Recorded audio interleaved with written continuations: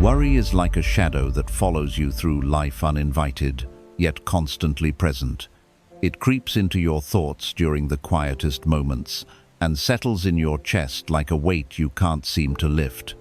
But what if you could finally break free from this cycle?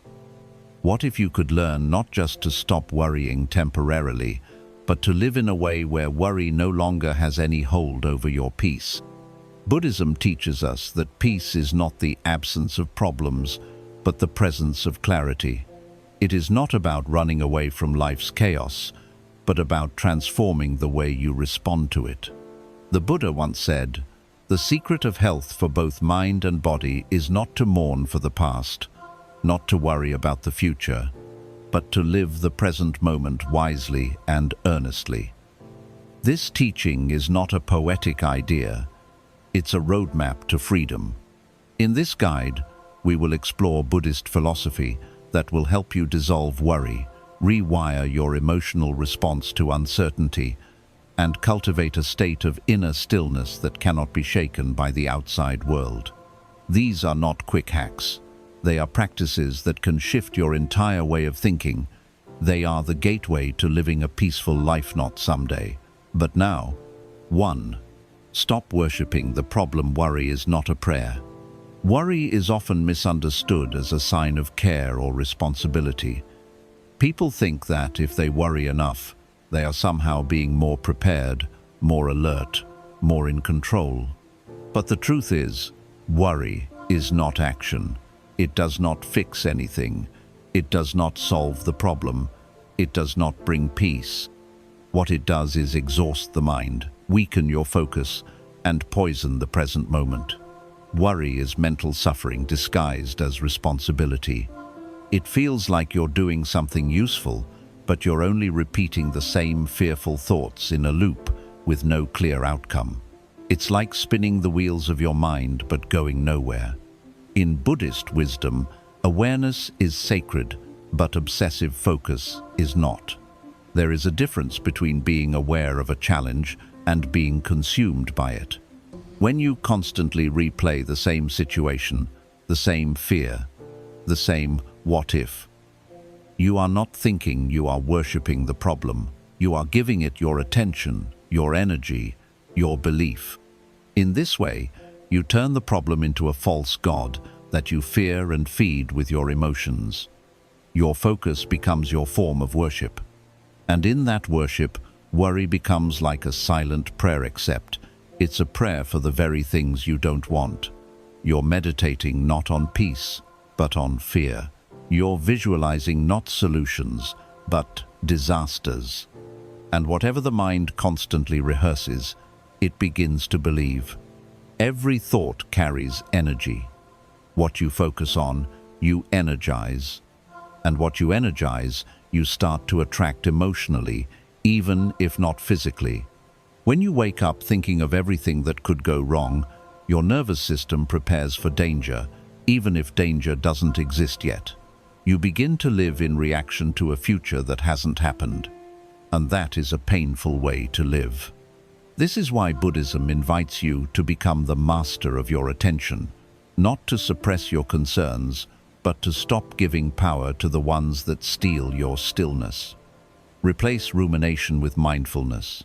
Don't let your mind build a shrine around the problem. Instead, observe the worry as it arises and gently return to the present. Mindfulness is the shift from mental noise to inner clarity. It's not pretending everything is okay. It's choosing to respond from stillness, not panic. You must begin to notice the moment your mind spirals.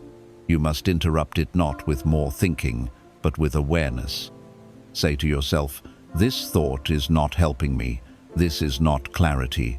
This is fear pretending to be preparation. Then breathe, center yourself, and return to presence. Freedom from worry doesn't come from controlling the world. It comes from controlling your focus. What you give your mind to becomes your mental world. If you want peace, don't worship the problem. Return to the stillness within you.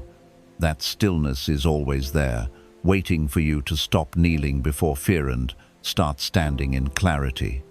2. Learn to watch the fire without jumping in. When a thought rooted in fear enters your mind, when worry appears suddenly, like a spark in dry grass, most people react without thinking. They immediately respond with panic, assumptions, overanalysis, or emotional overwhelm. This instant reaction is what keeps the fire of worry alive. It spreads because you pour your attention onto it like fuel. But Buddhism teaches us a far more powerful practice: to watch the fire without jumping into it. Your thoughts are not dangerous by themselves. A fearful thought, an anxious prediction, a moment of uncertainty, these are natural occurrences in the mind. The danger lies in how you relate to them. If you believe them, argue with them, try to fix them, or follow them into deeper spirals, you're jumping straight into the fire.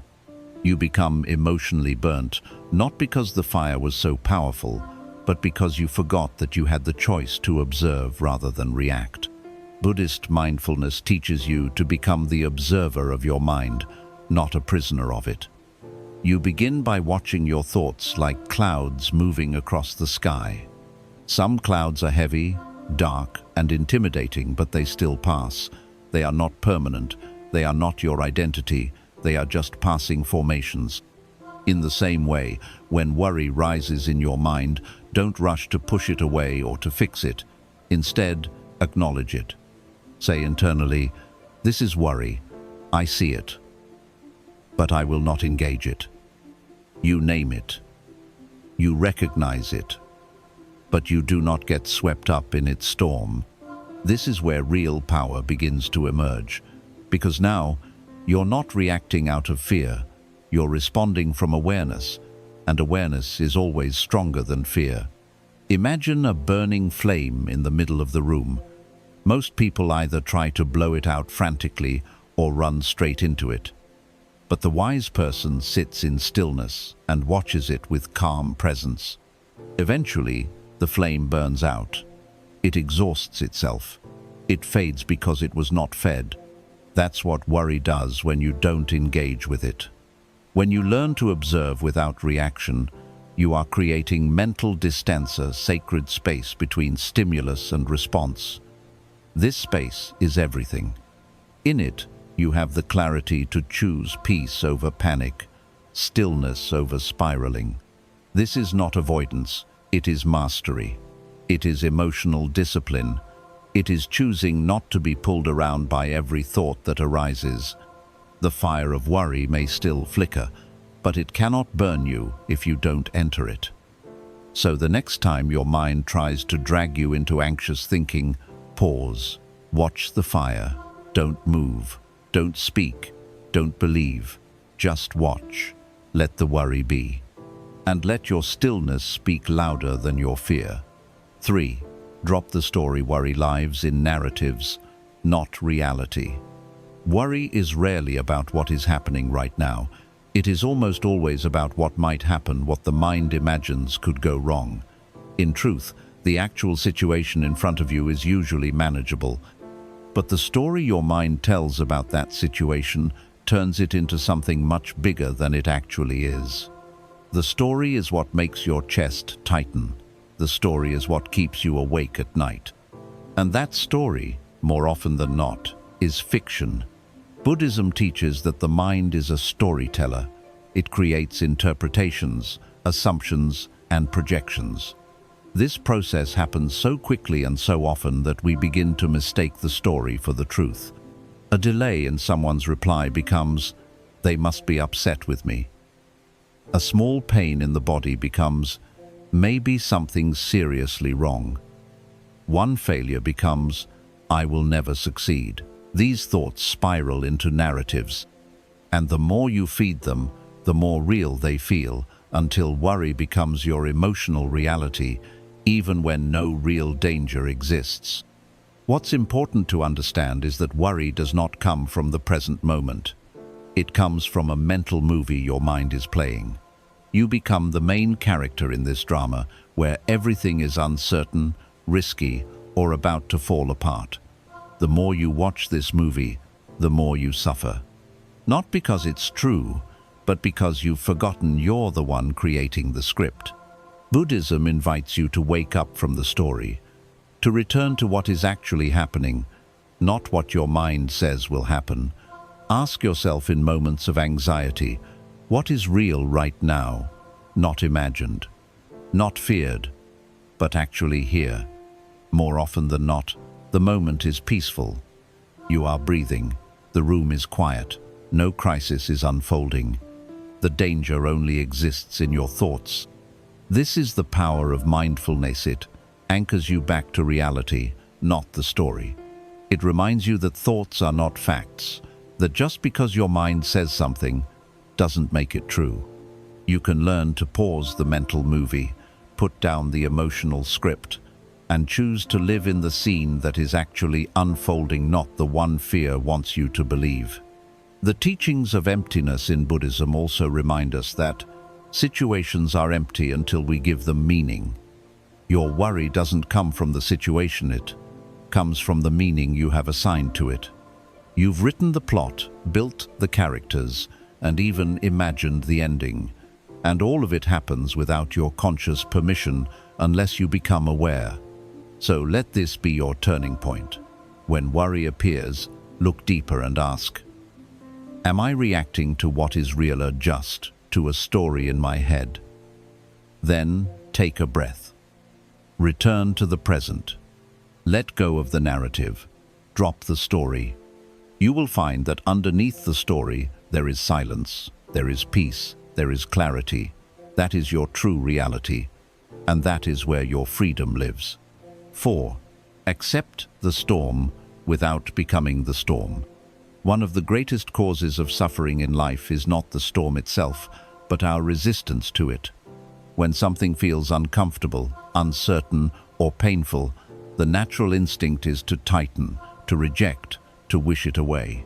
But Buddhism teaches that pain is inevitable, resistance is optional.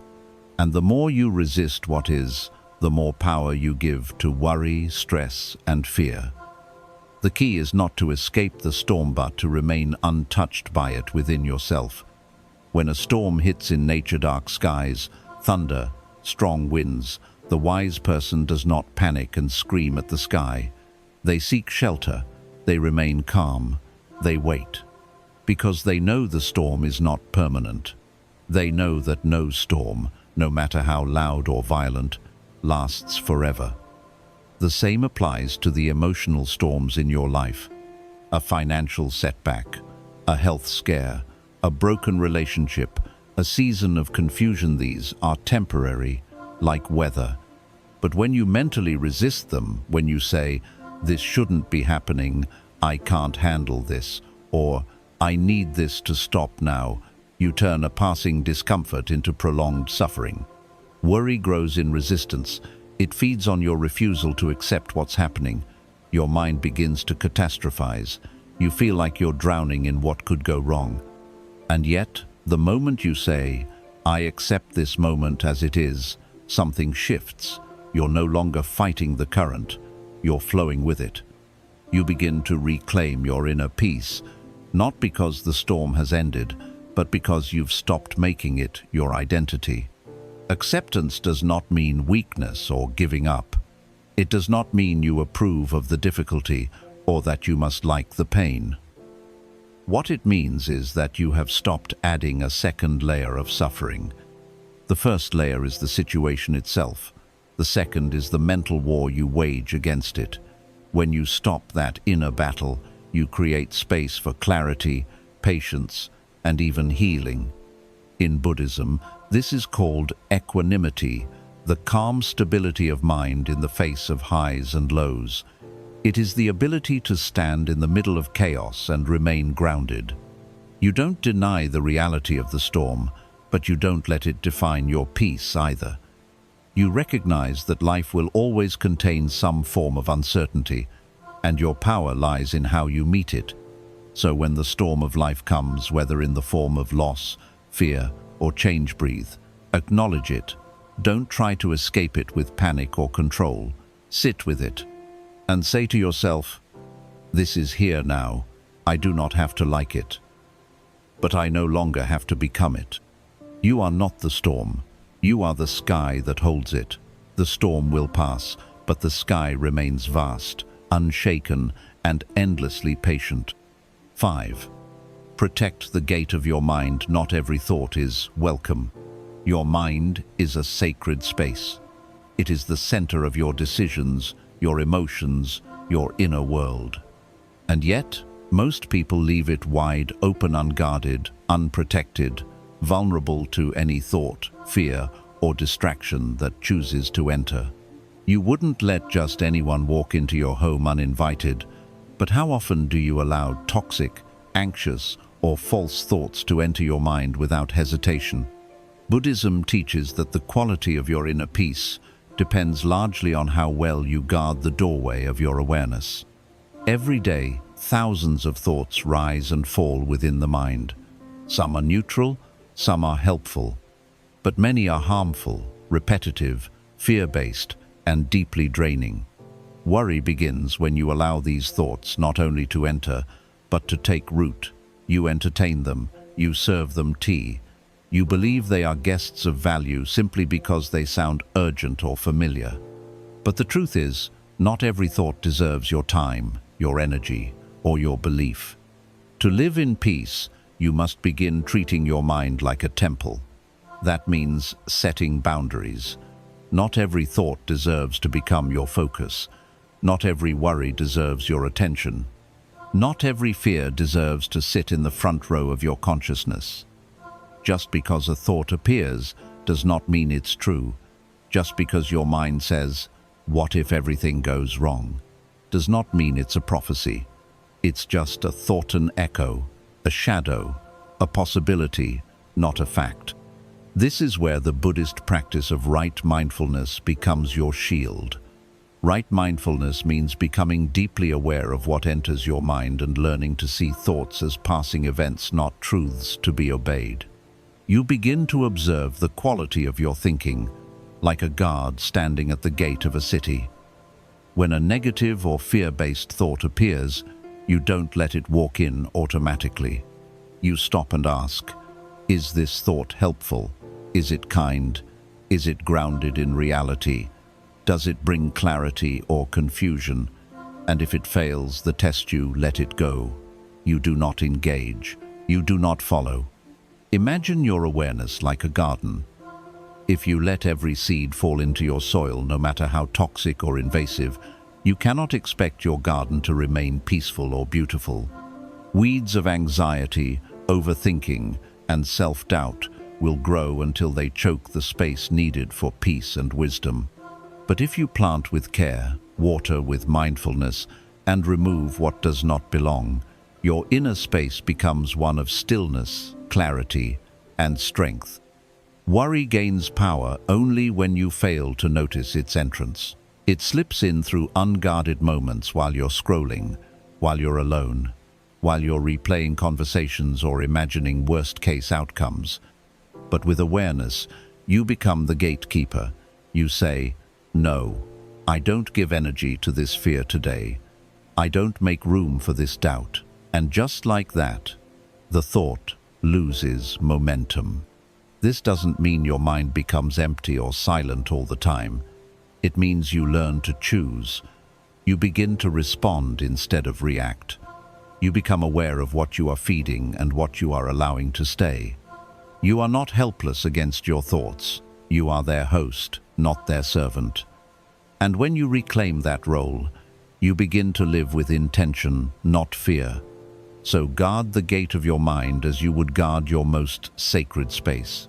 Let only what is peaceful, truthful, and wise pass through. The rest, let it knock, let it scream, let it try to enter. But do not open the door. 5. Protect the gate of your mind. Not every thought is welcome. The mind is like a garden, a temple, and a battlefield all at once.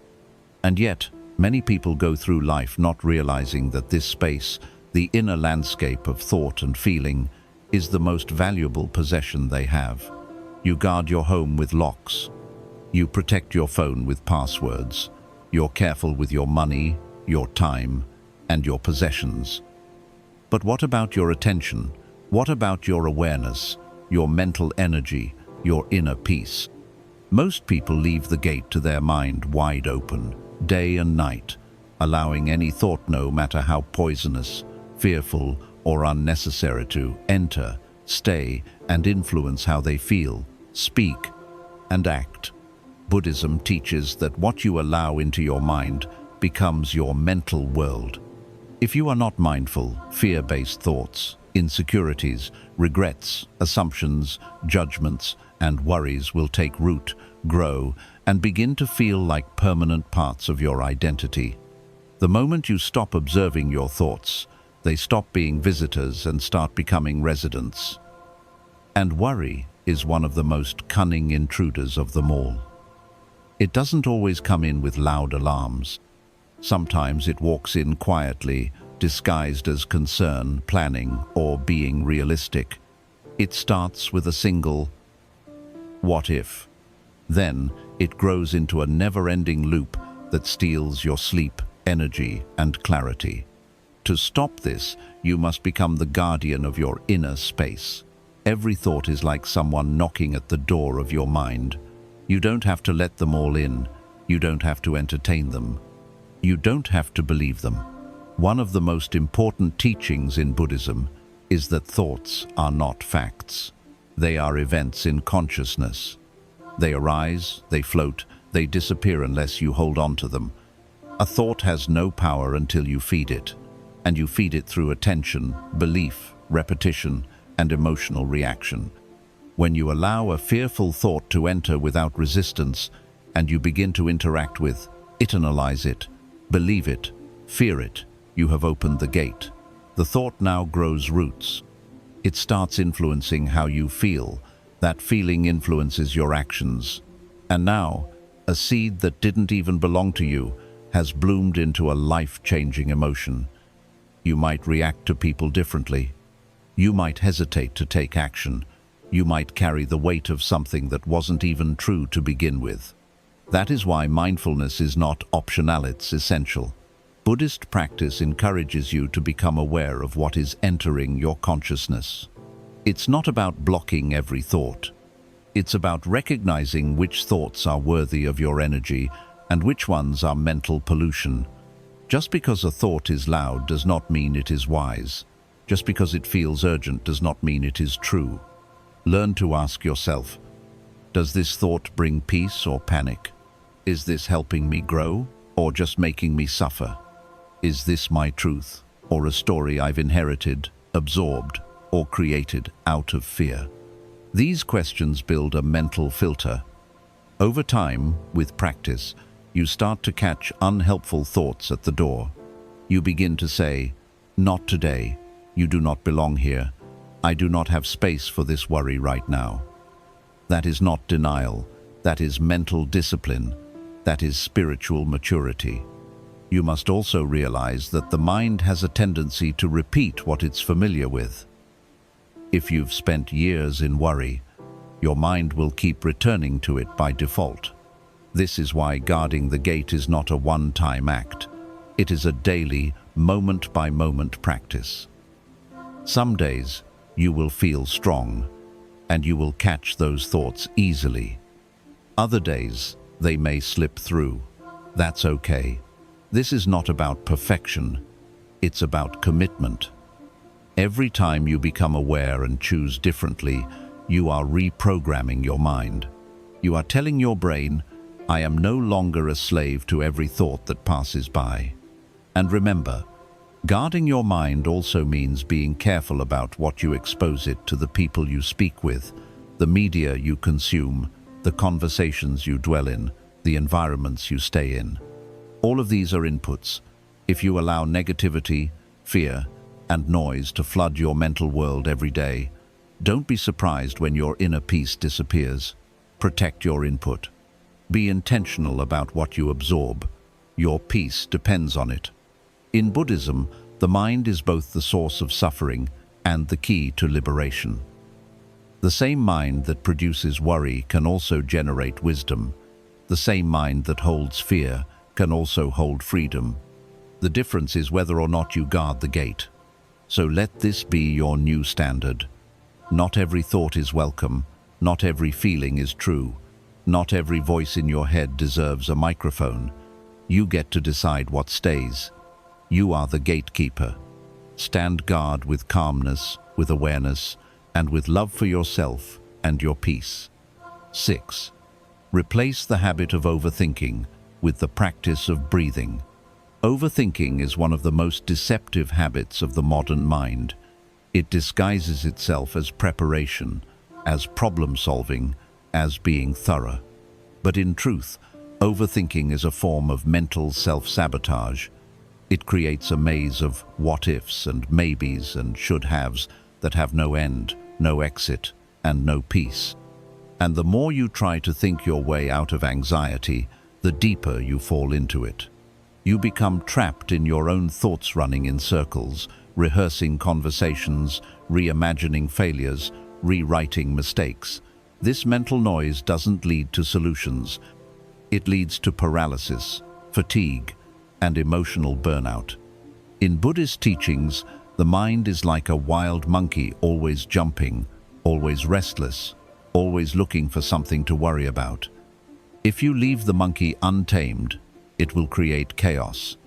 It will take one small concern and turn it into a mountain of imaginary disasters. It will convince you that you need to keep thinking in order to stay safe. But the truth is, peace never comes from thinking more. It comes from thinking less and becoming aware of what is thinking at all. That's where the practice of conscious breathing becomes a powerful tool of transformation. Breathing is the most overlooked medicine in the world. It is the simplest and most accessible practice, and yet the most neglected. Every breath is a return to the present. Every conscious inhale is a way of gathering your scattered energy. Every slow exhale is a way of releasing what doesn't serve you. In Buddhism, breath is more than survival, it is sacred. It is the anchor to the here and now. When worry floods your mind and overthinking begins to spiral, the first and most important thing you can do is stop. Not later. Not after one more thought. Stop now and breathe. Slowly, deeply. Not just casually breathing, but breathing with intention, with awareness, with reverence. Inhale through the nose. Hold. Exhale through the mouth. As you do this, observe what happens to your body. Your chest softens, your shoulders relax, your jaw unclenches. The body begins to exit the fight or flight state that overthinking creates. Your nervous system does not know the difference between a real threat and an imagined one. That means your thoughts alone can trigger the stress response. Your heart races, your muscles tense, your body gets flooded with cortisol. This is why overthinking feels like a physical weight. It's not just in your head, your entire system is affected. But breathing is the bridge that brings you back. It tells your body, you are safe, you are here, you are grounded. And when the body calms, the mind follows. The more you practice breathing intentionally throughout the day, the more you begin to rewire your habitual response to stress. Instead of defaulting to racing thoughts, you begin to default to stillness. Instead of overreacting, you pause. This pause is not weakness, it is power. In that pause, you are no longer being controlled by your thoughts. You are observing them, choosing how to respond, and anchoring yourself in clarity. Overthinking is a habit, yes, but so is presence, so is mindfulness, so is inner peace. And like any habit, it must be practiced consistently. You can begin with just 1 minute, 3 times a day. Pause whatever you're doing. Sit, close your eyes, breathe. Let the inhale open your chest. Let the exhale release the pressure in your mind. If thoughts come, let them come, but don't hold them. Don't follow them. Watch them pass and return to your breath. With time, you will realize that your breath has always been your home. You just forgot. You were too busy thinking, analyzing, calculating, fearing. But now, you are learning to return. To return to the rhythm that has carried you since birth. To return to the moment where life is actually happening not in your mind, but in your breath. The breath is always here. It is your guide, your compass, your calm. When worry begins to build, don't go deeper into thought, go deeper into breath. Let the mind do what it does, but let your awareness rest in the silence beneath it. You are not your thoughts. You are the space in which they come and go. And in that space, when filled with breath, no worry can survive. 7. Stop believing that worry makes you a better person. Many people unknowingly hold a belief deep within themselves that worry is a form of care, that it proves they are responsible, that it shows love, that it means they're doing something meaningful. You hear it in phrases like, "I can't help it, I just care too much," or, "If I don't worry, I feel guilty." But in truth, this belief is one of the greatest illusions of the anxious mind. Worry does not make you more loving, it does not make you wiser, and it certainly does not make you more prepared for life. It simply makes you more exhausted, more reactive, and more disconnected from peace. In Buddhism, one of the foundational teachings is the importance of right intention. Your intention is the energy behind your actions. It is what matters more than the action itself. And worry, when examined clearly, is not driven by clarity or kindness, it is driven by fear. It is a habit of mental grasping, a desperate need to fix, control, or prevent something that hasn't even happened. It is the ego's way of saying, "If I don't stay mentally involved in this, everything will fall apart." But this is not wisdom, this is not love. This is fear pretending to be virtue. The mind believes that by worrying, it is doing something useful, that by rehearsing every bad scenario, it will be more prepared, that by keeping fear alive, it will somehow protect those you care about. But what actually happens is the opposite. Worry drains your presence, it shortens your patience, it clouds your judgment, it takes you away from the people and moments in front of you. It makes you less available, less compassionate, and less stable, not more. The truth is, worry is not a requirement for love. You can deeply care about someone and still be calm. You can be responsible without being mentally tortured. You can be engaged without being entangled in fear. What makes you a better person is not how much you worry, it's how well you show up with peace, clarity, and strength, especially when things are uncertain. The child doesn't need a parent who worries, they need a parent who listens and stands firm. The friend doesn't need someone who panics, they need someone who is present. The world doesn't need more people lost in fear, it needs people who are anchored in stillness. Buddhism teaches us to act from a place of skillful means, to take action with compassion and awareness, not compulsion. This means doing what is needed without adding unnecessary suffering. Worry is unskillful. It solves nothing, and it multiplies pain.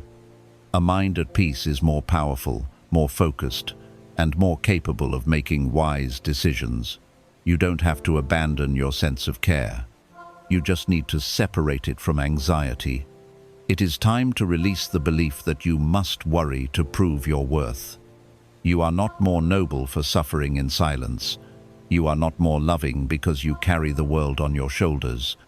Your value is not measured by how much fear you can hold. In fact, the more you let go of fear, the more deeply your love can flow. When your mind is no longer clouded by anxiety, your actions become sharper, your compassion becomes deeper, and your presence becomes healing. Let go of the lie that worry is virtue. It is not.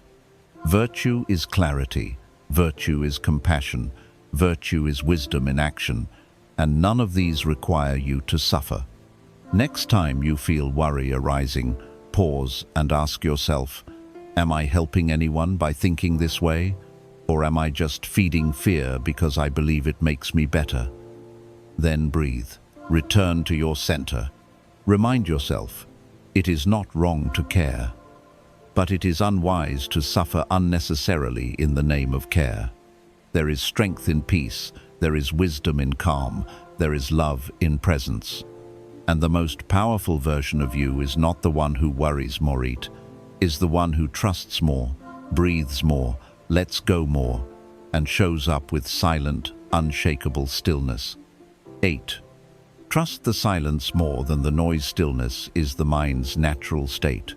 One of the most overlooked sources of peace is not found in solving all your problems, achieving all your goals, or getting everyone to understand you.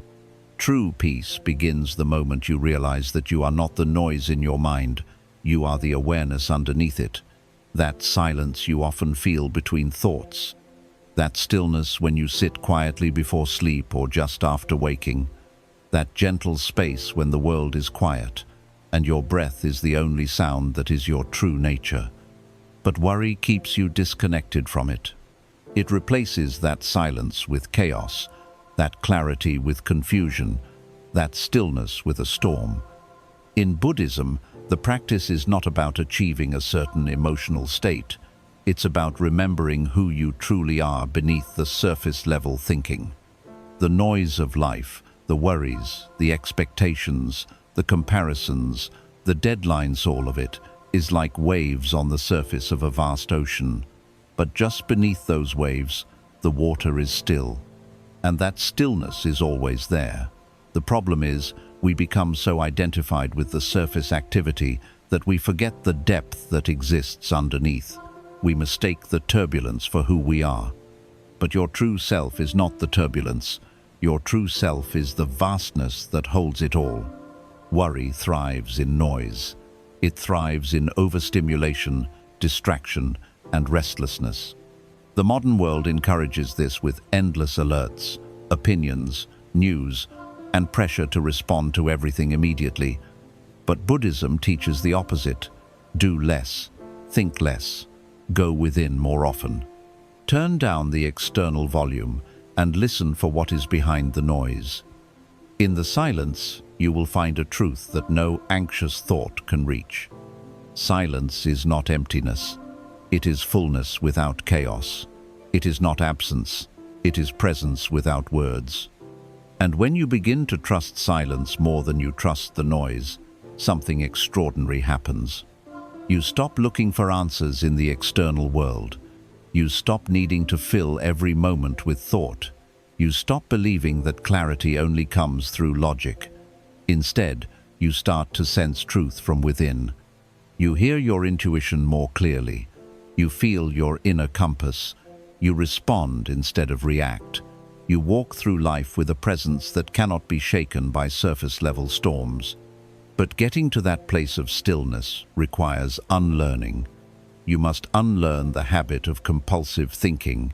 You must unlearn the addiction to control. You must unlearn the belief that you must always be figuring things out. You do not need to figure everything out. Some things need to fall into place through non-resistance, not mental force. And the mind is far more powerful when it is still and focused than when it is frantic and scattered. Meditation, silence, walking in nature, sitting in quiet contemplation, these are not luxuries. These are lifelines. Every time you sit in stillness, even if your mind is restless at first, you are practicing coming home to yourself. You are saying, I do not need to panic to exist. I do not need to be in control to be safe. I can trust this stillness because it is who I am beneath the noise. And here lies the greatest paradox. The more you trust silence, the more answers arise from it. Not because you force them to appear, but because truth lives in stillness, not in chaos. Not in endless overthinking, not in worry, but in the quiet awareness beneath it all. So begin to treat silence as sacred. Not something to fear, not something to fill, but something to honor. It is not a void. It is not emptiness. It is your source. And the more time you spend with it, the more you will see your peace does not come from everything being solved. It comes from everything no longer needing to be solved. Silence does not ask questions. Silence does not fear outcomes. Silence simply is. And so are you. Let that be your refuge. Stop measuring peace by external conditions. Peace is an inner decision, not an outer result. One of the greatest traps that keeps people stuck in worry is the unconscious belief that peace is something that comes after life becomes perfect. You tell yourself, once I get that job, I'll stop worrying. Once this health issue is resolved, I'll be calm. Once people start respecting me, I'll finally be able to rest. But this mindset creates a painful illusion because life is never perfect. There is always something uncertain, something unresolved, something in motion. And if you keep waiting for outer conditions to align before you allow yourself to relax, then you are choosing to stay in suffering indefinitely. Buddhism teaches us that peace is not something you find when the world finally stops spinning. It is something you choose even while the world continues to spin. It is not the result of everything going your way. It is the result of training your mind to no longer depend on what goes your way. This lesson is not easy. The mind is deeply conditioned to attach peace to outcomes. You get good news, you relax. Something goes wrong, you spiral. Someone compliments you. You feel safe. Someone criticizes you, you crumble. But all of this shows that your peace is tied to things you cannot control. And anything you cannot control is a dangerous place to build your inner world upon. This is why Buddhism places so much emphasis on detachment, not because you shouldn't care, but because the deeper you attach your peace to things that change, the more unstable you become. If your peace depends on other people behaving a certain way, on your future looking exactly how you want it to, or on circumstances being predictable and comfortable, then your peace is fragile. And fragile peace is not true peace. It's a temporary escape. To free yourself from worry, you must stop outsourcing your peace to the external world. You must stop saying, "I'll feel better when," and start saying, "I choose to feel anchored now." This does not mean you become numb. It does not mean you stop having goals or caring about what happens. It means you stop being ruled by the idea that your internal state is at the mercy of things you can't command. The Buddha taught that suffering comes not from what happens, but from our attachment to how things should happen. Worry is born when reality doesn't match your expectation. And because life is always changing, always shifting, your expectations are constantly being challenged. If you keep demanding that life fit your exact script, you'll constantly be in resistance, and resistance is where worry thrives. But the moment you decide, even if things are uncertain, I can still be calm. Even if I don't have all the answers, I can still be present. Even if life isn't how I planned, I can still meet it with grace. That is the moment you begin to reclaim your power. That is the moment your inner world becomes stronger than your outer world. This doesn't happen overnight. It is a discipline, a daily practice of catching your mind when it starts saying, "I need this to be different before I can be okay," and gently replacing it with, "I don't need everything to be perfect. I need to be present." Imagine your peace like a flame inside you. If it is constantly exposed to wind external opinions, outcomes, rejections, or delays, it will flicker and die. But if you build that flame within a strong, stable container, your own awareness, your own trust, your own detachment, then no storm can put it out. You carry the fire with you wherever you go. So stop measuring your peace by how good your day is or how perfectly life is behaving. Measure it by how often you choose presence over panic, by how often you choose to return to your breath when your mind begins to race, by how often you say to yourself, "This moment is not perfect, but I can still meet it with peace." Because in the end, The most powerful truth is this: peace is not something that happens to you. Peace is something you become. Let life flow without needing to force the outcome. Surrender is the highest form of wisdom. At the heart of all worry lies a single desire: control. The mind wants to know how things will turn out. It wants to plan the future, secure the result, and predict the path before it even begins walking. This desire to control is not inherently wrong. It's part of our instinct to survive, to feel safe.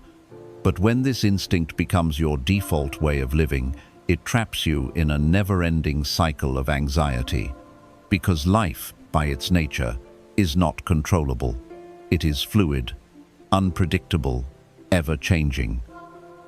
And when you resist this nature, you suffer. Buddhism teaches that non-resistance is not weakness, it is wisdom. It is the ability to let go of the illusion that you are the master of the universe and instead become the master of your inner world. It is the practice of surrender, not in defeat, but in spiritual strength. Surrender does not mean giving up. It means trusting that life knows what it's doing, even when you don't. It means understanding that not everything needs to be forced, fixed, or figured out immediately. Some things are meant to unfold. Some answers are meant to come in their own time. Some paths are meant to be walked without knowing where they lead. Worry is what happens when you try to push the river. You want things to happen on your schedule, your timeline, your terms. But life is not a machine, it's a mystery. You can't control when people understand you. You can't control how others treat you. You can't control the timing of blessings, breakthroughs, or endings, but you can control how you meet each moment. You can control your energy, your attitude, your state of mind. And when you shift your focus from trying to command life to simply flowing with life, everything begins to change. Imagine a leaf floating on a river. If it resists the current, tries to swim upstream, or clings to the rocks, it will tear, sink, or become stuck. But if it surrenders to the flow, it moves effortlessly, gracefully, even through rapids and turns. The same applies to your mind. When you try to control everything, you create mental tension. That tension becomes fear, that fear becomes worry, and that worry becomes suffering. But when you let go even just a little, you begin to move through life with ease. This is why surrender is the highest teaching in Buddhism, not because it is easy, but because it is transformative. To surrender means you trust the deeper intelligence behind life's unfolding. You trust that not getting what you want right now might be protection. You trust that the detour is not a delay, but a redirection. You trust that peace is not found in the known, but in the knowing that you are safe, even in the unknown. This mindset takes practice. It takes courage, because the ego wants answers. The ego wants certainty. The ego wants guarantees. But the soul wants truth. And truth only speaks in silence, in patience, in surrender. So when the mind begins to spin with worry, trying to force an outcome, fix the timing, or control someone else's response, pause, breathe, and say, I release the need to control this. I trust the process. I trust the unfolding. I choose to flow, not force. This one inner shift from forcing to flowing can open doors where only walls seem to exist. It can bring peace into situations where fear once ruled. It can remind you that your worth is not measured by your ability to control everything, but by your ability to remain grounded when everything is uncertain. Let go of the idea that you must carry the full weight of your life on your shoulders. You are not here to bend life to your will. You are here to move with life, moment by moment, breath by breath, with trust in your heart and stillness in your soul. The storm does not last forever. The confusion does not speak the final word. Your job is not to force the sun to rise, it is simply to remain open until it does. This is surrender. This is wisdom, and this, above all, is where your deepest peace begins.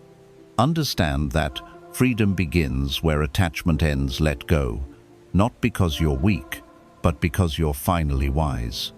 If there is one root that feeds the endless tree of worry, it is attachment, not love, not commitment, not care, but attachment clinging tightly to how things must be, to people who no longer serve your growth, to outcomes that no longer serve your peace, and to identities that no longer reflect your truth.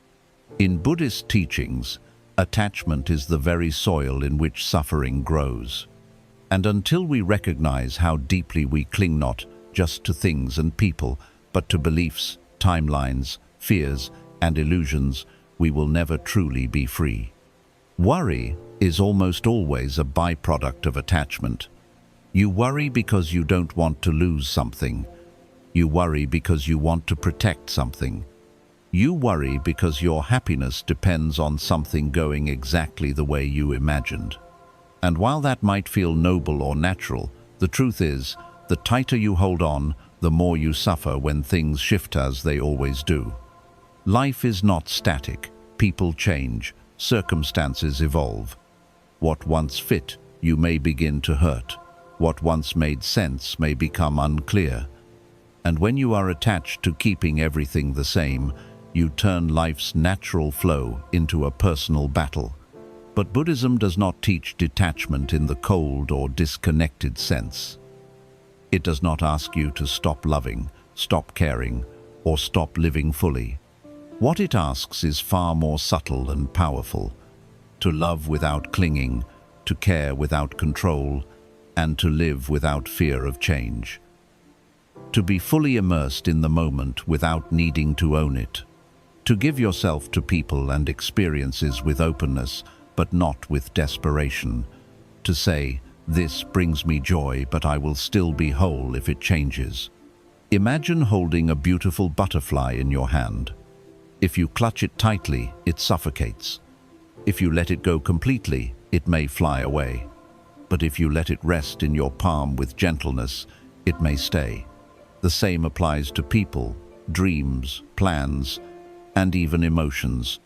The goal is not to control them, but to hold space for them without fear. That is the heart of non-attachment, not indifference, but liberation. When you stop being attached to a specific outcome, you begin to see more clearly. Your decisions become wiser, your emotions become less reactive, your peace becomes more stable. You stop needing everyone to like you. You stop needing life to follow a script. You stop needing to win every battle, prove every point, or chase every desire.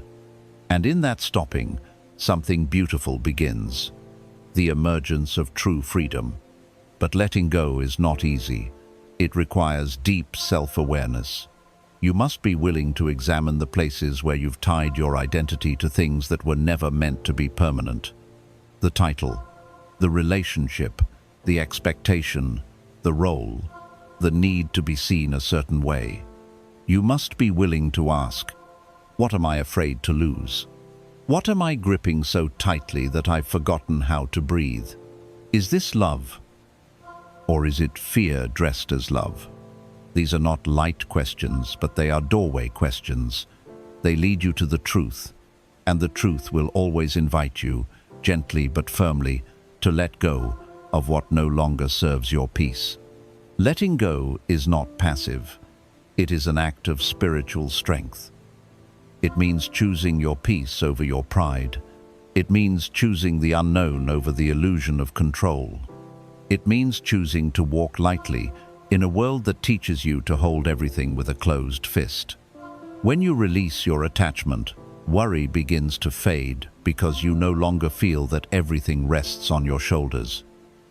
You begin to trust again. You begin to rest again. You begin to breathe again.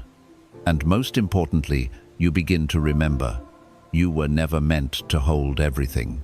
You were only meant to hold your awareness, your compassion, and your presence. The rest will come and go. But who you are beneath it all, that is where the real peace lives. So loosen your grip, Unclench your heart. Let the waves move through you. Let people come and go with grace. Let the path bend and twist. Let go, not because you've lost, but because you've learned. What's meant for you will flow with you.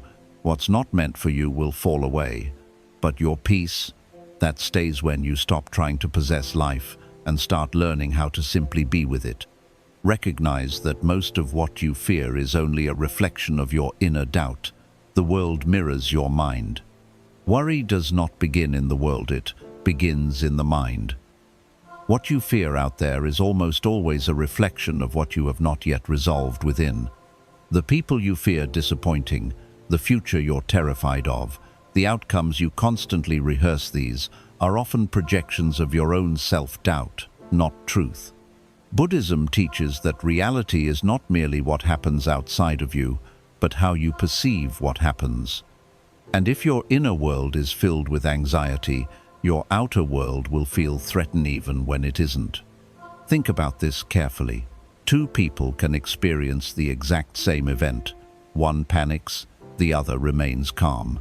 One sees danger, the other sees opportunity. One becomes consumed by fear, the other anchored in presence. What makes the difference? Not the event itself, but the internal lens through which it is viewed. That lens is made up of your beliefs, your stories, your past wounds, and your inner dialogue. And until you examine that lens, worry will rule you, not because the world is dangerous, but because your perception of it is. Buddhism emphasizes this through the law of dependent origination, the idea that everything we experience arises in relationship with our consciousness. Our suffering doesn't come from what is happening, but from the mental commentary we add on top of what is happening. You don't just lose a job, you tell yourself, "I'll never recover." You don't just get criticized, you tell yourself, "I'm not good enough." These interpretations create emotional weight that far exceeds the actual event. And this is where worry grows not in facts, but in false beliefs. So how do you free yourself from this loop? You begin by turning inward. You stop asking, "What if the world fails me?" and start asking, "What unhealed part of me keeps expecting the world to fail me?"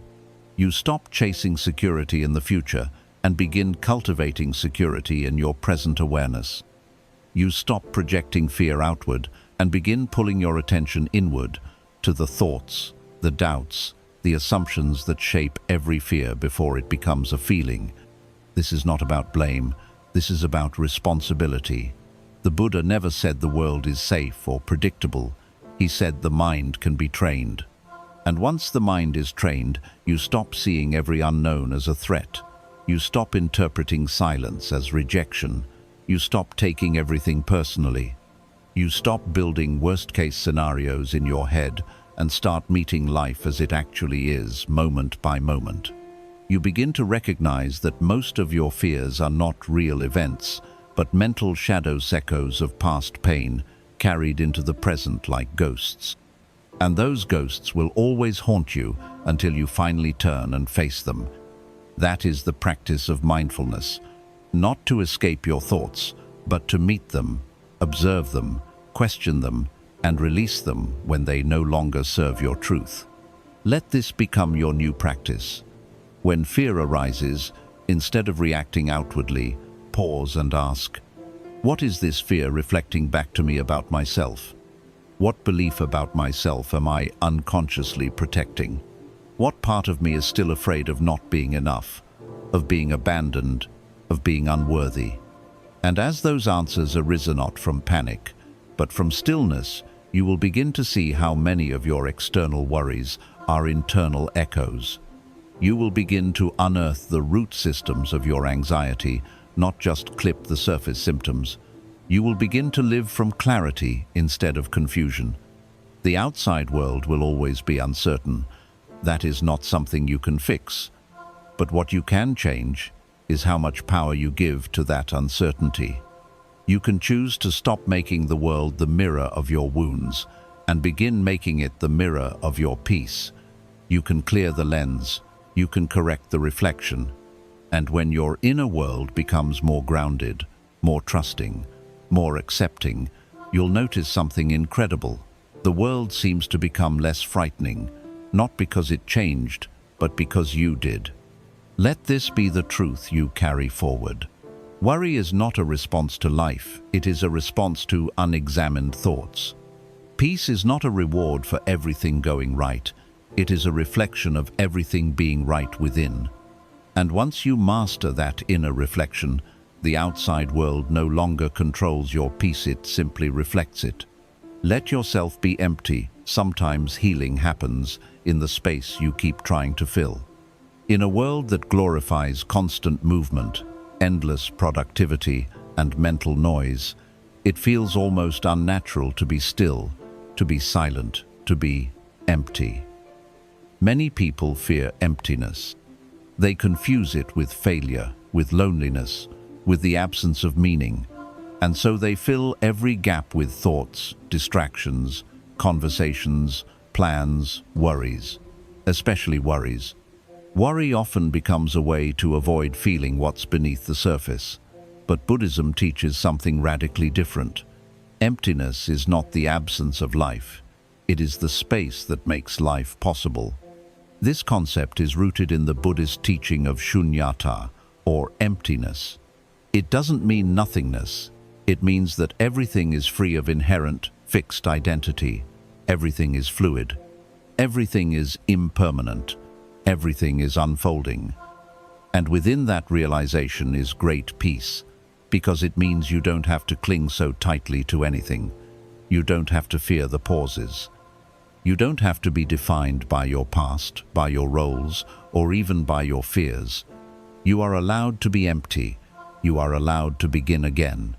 Worry creeps in when we feel uncomfortable with emptiness. When there is a gap between where we are and where we want to be, the mind rushes in to fill that space with thoughts. What if I fail? Why isn't it working? What if I lose everything? But those thoughts are not truth. They are just placeholders for presence.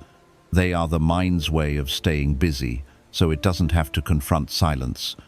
But silence is not your enemy, it is your teacher. It is the space where real healing begins. Have you ever noticed how solutions arise not when you're overthinking, but when you've finally given up, gone for a walk, or sat quietly in surrender? That's not coincidence. That's your mind returning to its natural state, open, spacious, receptive. Healing cannot happen in a mind that is constantly tense. Insight cannot arise in a mind that is constantly forcing. Worry tightens the mind like a clenched fist, but emptiness through spiritual spaciousness allows you to receive. In this stillness, you begin to hear the whispers beneath the worry, the part of you that doesn't want answers, but peace, the part that doesn't want control, but release, the part that isn't asking for more, but asking for less noise, less pressure, less pretending. Let this be your reminder. It is okay to not always have something to say. It is okay to not always have a plan. It is okay to not have everything figured out. You don't have to earn your rest. You don't have to justify your silence. You don't have to fill every moment to prove your worth. Sometimes, the most powerful thing you can do is nothing. To simply sit, to breathe, to allow, to trust. In Buddhist monasteries, there are long periods of noble silence. This isn't a punishment. It's not about withdrawing from life. It's about deepening one's awareness of it. In the silence, monks do not run from thoughts. They watch them rise and fall like waves. They learn that thoughts are not solid, that emotions are not permanent. That peace lives not in more doing, but in being. You don't need to become a monk to practice this. You just need to stop running from your own stillness. Stop medicating every quiet moment with a screen, a distraction, or a spiral of worry. Start treating emptiness as sacred space, not a void to be feared, but a temple to be entered. Sit in that temple, be with yourself. Watch how the mind calms, watch how the tension fades. Watch how the worry dissolves not, because everything is fixed, but because you stopped needing everything to be fixed. Healing happens when you stop feeling and start feeling, when you stop rushing and start resting, when you stop talking and start listening to your breath, to your body, to the silence that has always been waiting for you. So let yourself be empty sometimes. Let your mind be quiet. Let your spirit unclench. You are not losing time. You are reclaiming your true self. And in that emptiness, you will find the one thing worry could never give you: peace without condition. Stop living in delayed peace. Choose peace now, not later.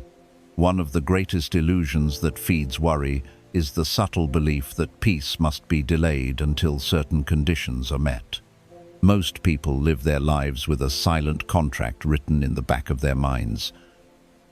I will allow myself to feel calm once I fix this problem, or I will finally relax once I have more money, better health, deeper love, more clarity, more security.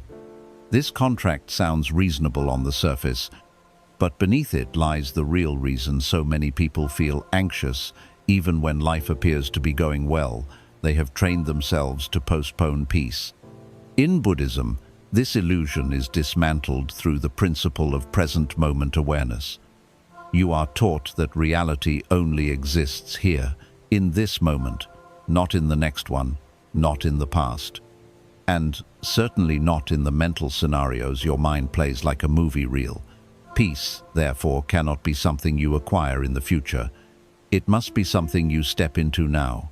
But to do this, you must first see the invisible trap you've been living in, the trap that says peace must be earned, that you have to struggle first, fix everything first, be perfect first.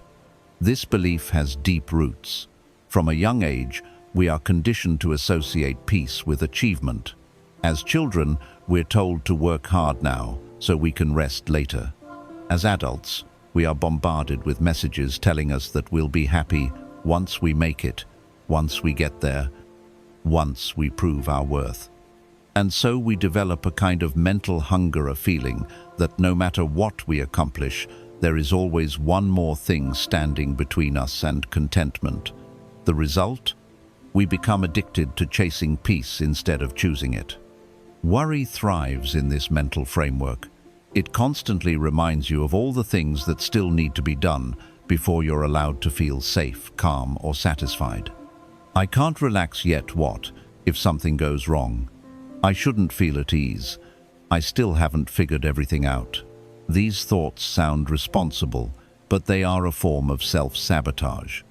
They keep you trapped in a waiting room that has no exit. You are always one step away from peace, one answer away, one person's approval away. But when you finally get that answer, that solution, that compliment, it never lasts. Your mind finds another reason to delay peace again. Buddhist practice invites a radical shift. Stop postponing peace. Start choosing it, now even in the middle of the storm. Because true peace has nothing to do with circumstances. It has everything to do with your relationship to the present. You can have chaos around you and still have calm within you. You can be surrounded by uncertainty and still be anchored in trust. The conditions don't have to change. You do. Imagine someone in a river, drowning not because the river is dangerous, but because they keep thrashing, trying to control the water. But if they stopped resisting, even for a moment, they would float. They would remember that water carries, too. That stillness is stronger than panic. The same is true for your mind. Worry feels like drowning because you keep trying to swim against reality. But peace begins the moment you stop, the moment you surrender to what is, not to what should be. This doesn't mean you give up on improving your life. It means you stop sacrificing your inner stability while doing it. It means you stop saying, "I'll be okay if," and start saying, "I'm okay now, even as I grow, even as I learn, even as I change." That one mental shift from conditional peace to unconditional presence can change everything.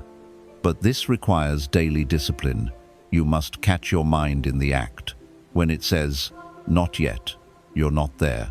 There's more to worry about. You pause. You breathe. You ask, "Is peace really impossible right now? Have I just forgotten it's already available?"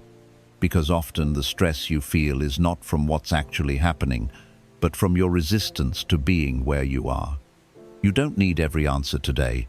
You don't need to be finished, healing, creating, building, or achieving. You just need to give yourself permission to rest in the moment, as it is not as it could be. There is no deeper healing than realizing you don't need to earn rest. You don't need to earn peace. You don't need to wait until everything is perfect to feel okay. Let this become your new mantra. I do not delay peace. I do not bargain with peace. I choose peace now because it is already within me. This is not fantasy. It is the core of Buddhist wisdom. Peace is not a prize for getting life right. It is a birthright for those who remember that life is happening right now.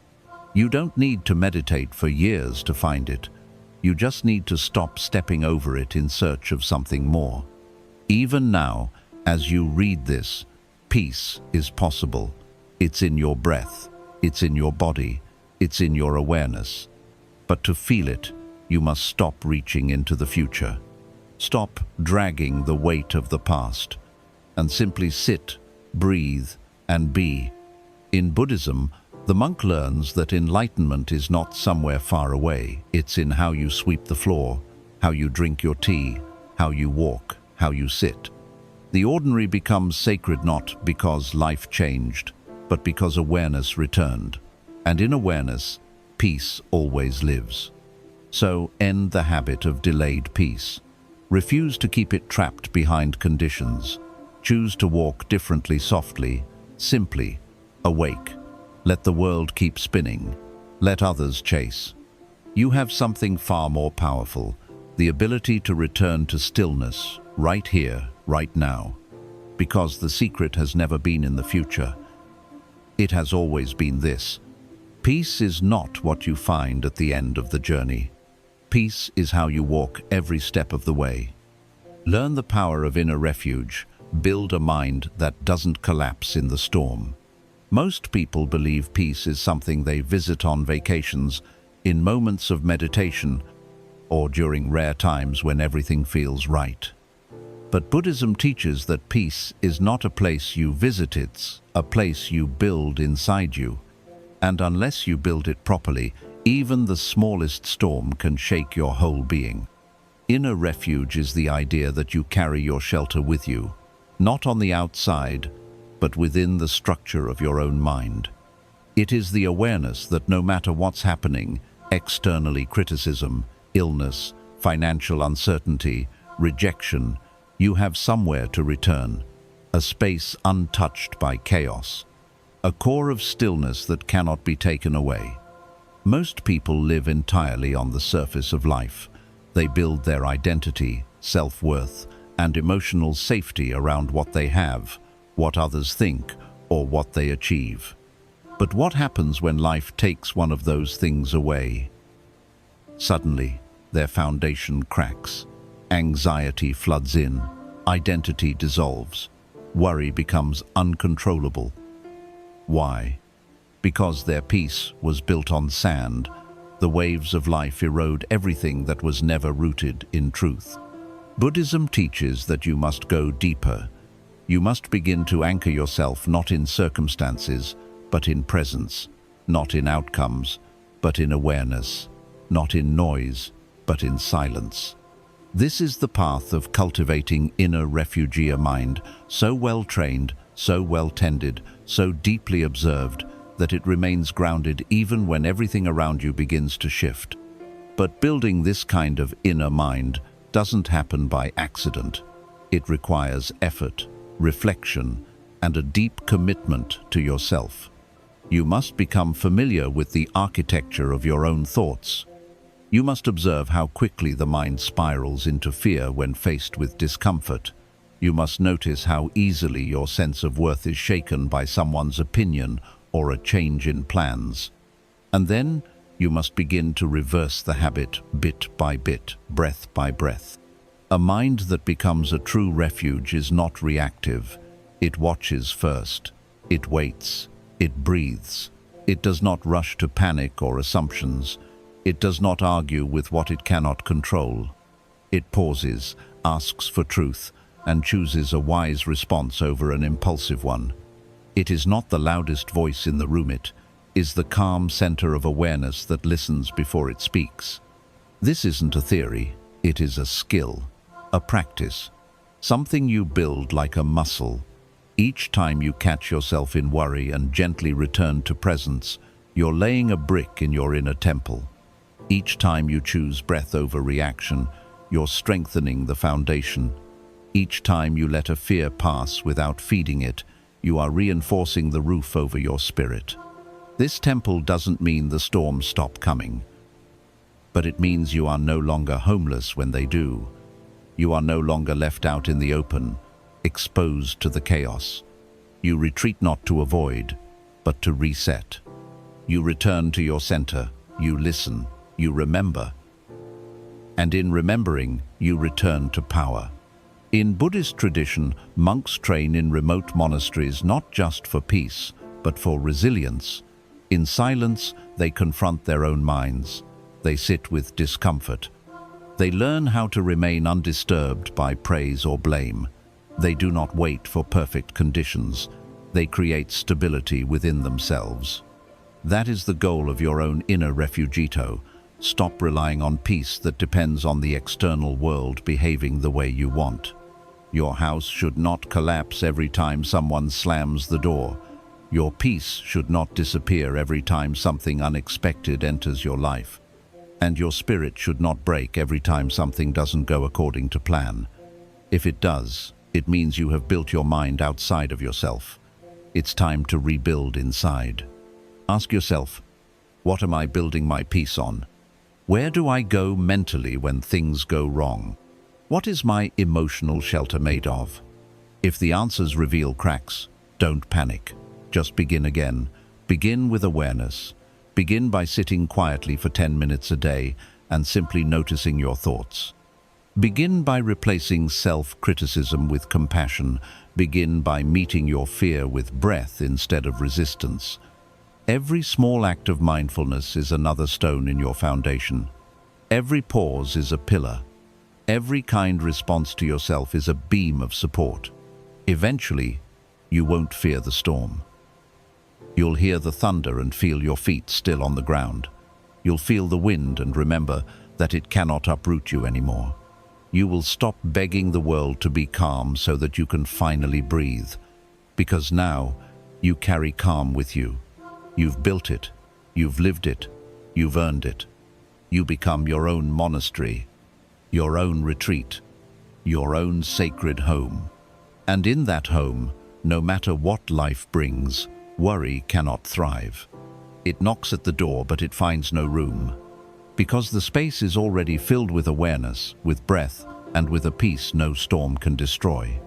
Make peace with uncertainty, because the need for certainty is the root of endless suffering. The human mind craves certainty.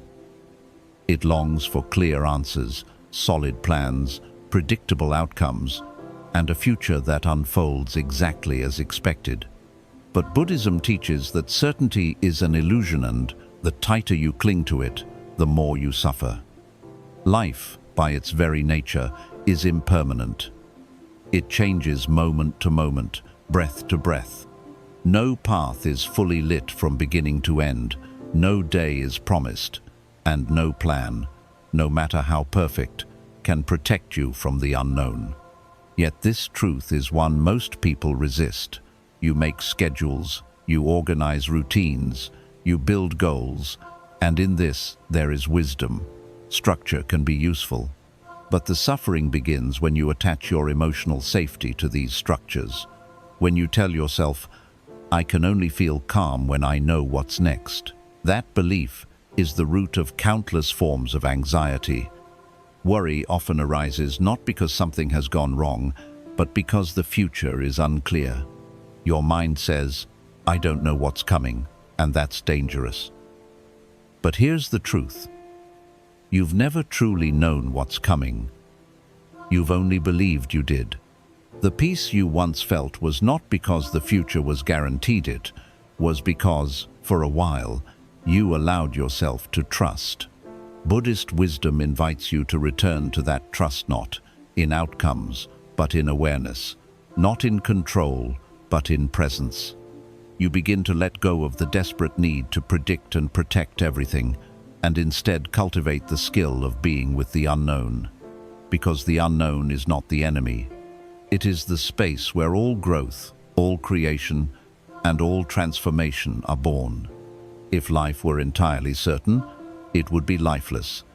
You would wake up each day knowing exactly what would happen. No surprises, no possibility, no room for change.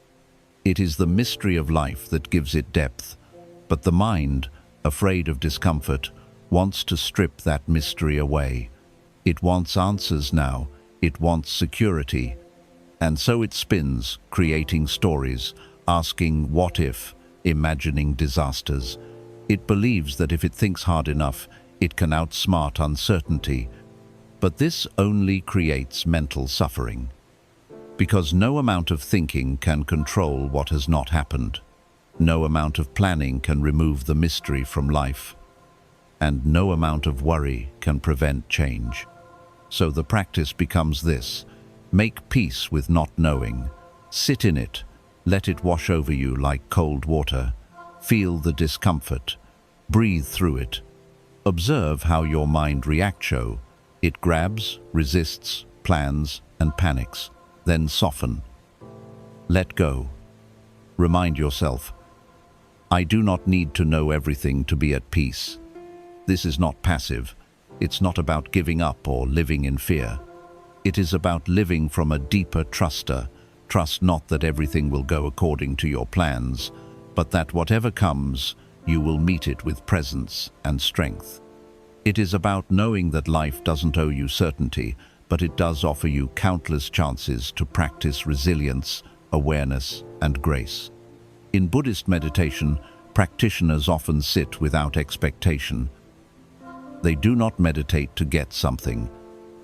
They meditate to be with what is. Some days the mind is calm. Some days it is chaotic. But the practice remains the same. Return to the breath. Return to presence. Return to what is actually here. That is how you build the capacity to hold uncertainty without collapsing under it. Try this in your own life. Instead of trying to answer every unknown immediately, pause. When the future feels unclear, don't rush to fill the gap with fear. Don't create imaginary stories just to satisfy your craving for control. Sit quietly. Acknowledge the unknown. Say to yourself, it is okay not to know. I can rest here. I am safe even in uncertainty. With time, you'll begin to notice something powerful. The fear shrinks, not because the unknown has gone away, but because your resistance to it has. You begin to discover a new kind of confidence, and not rooted in having all the answers, but in your ability to remain centered when answers are nowhere to be found. This confidence is unshakable. It is the calm you see in monks who smile even in hardship. It is the poise you find in the person who walks through life's storms without losing their center. It is the wisdom of one who understands. The need for certainty is what makes you fragile. The ability to sit in uncertainty is what makes you free. You may not know what tomorrow holds. You may not know what others will say, what life will bring, or which path is right.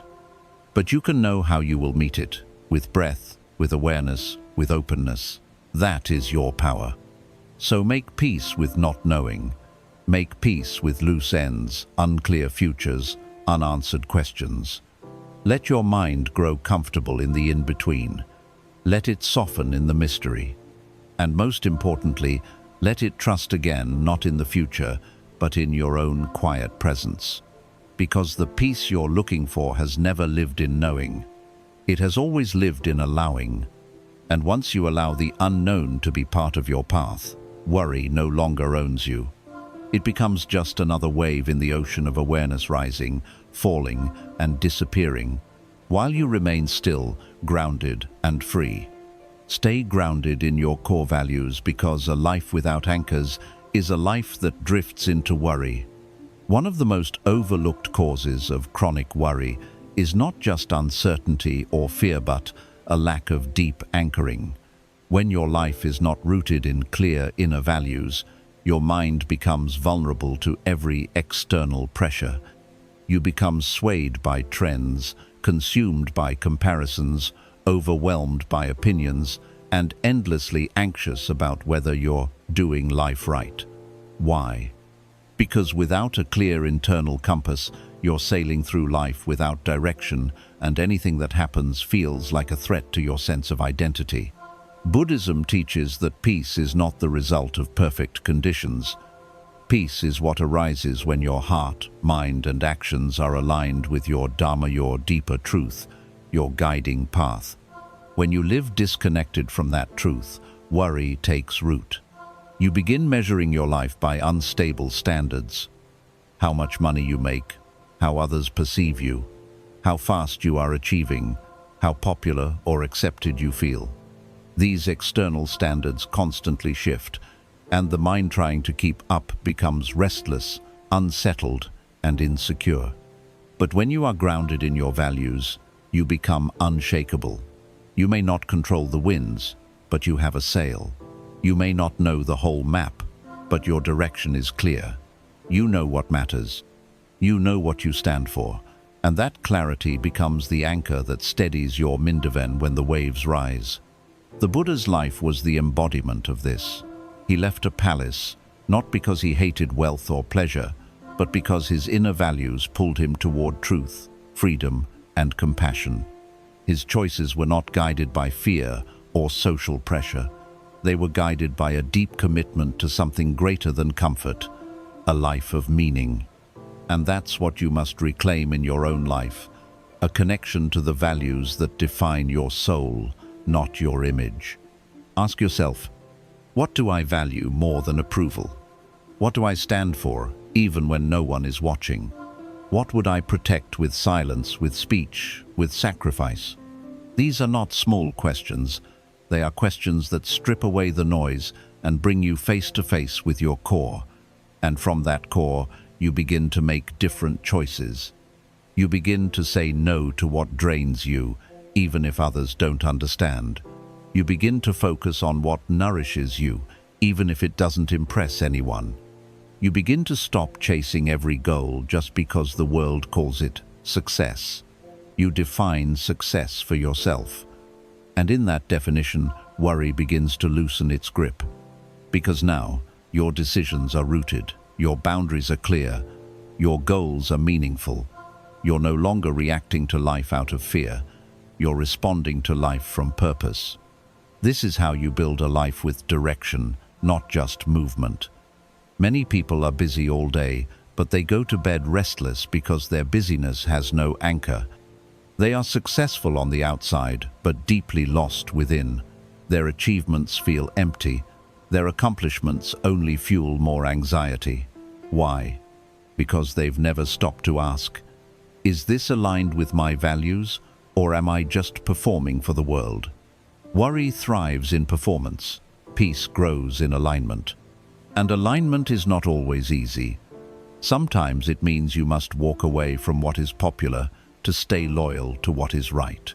Sometimes it means choosing a slower path that is more honest over a faster path that compromises your integrity. But that is the path of the peaceful warrior. That is the path of the monk. That is the path of the one who walks life not to impress, but to express something sacred within. Buddhism reminds us that suffering arises when our actions, thoughts, and words are misaligned. If your heart longs for simplicity but your life is filled with noise, you'll feel anxious. If your soul values honesty but you're living a lie, you'll feel restless. If your spirit craves stillness but your days are driven by urgency, your body will feel tension. These tensions don't lie. They are signals from your deeper, self-urging you to return home. Home is not a place. It is the inner sanctuary of living according to your values. You can begin this return by identifying just 3 core values that matter most to you. Write them down, reflect on them, use them as your compass. Let them guide your choices, what you say yes to, what you say no to, how you spend your time, what you pursue, and what you release. Every time you act in alignment with these values, you quiet the noise. You reduce the mental conflict. You eliminate the inner war that fuels worry, because your energy is no longer divided. You are living from one place, not scattered across dozens of half-truths and forced roles. And when the storms come, and they will, you will feel the wind, yes. But you will not be uprooted, because your roots go deep. You are not reacting based on fear of the moment. You are responding from the clarity of your foundation. This is what it means to walk the middle path, not controlled by fear, not driven by ego, but grounded in clarity. It doesn't mean life becomes perfect. It means your mind no longer gets pulled in every direction by it.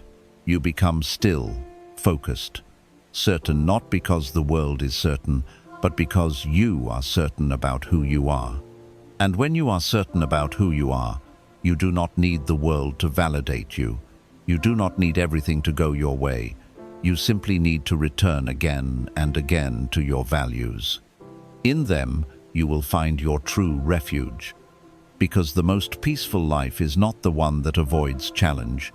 It's the one where your values are stronger than your fears, your clarity louder than your confusion, and your anchor deeper than the waves.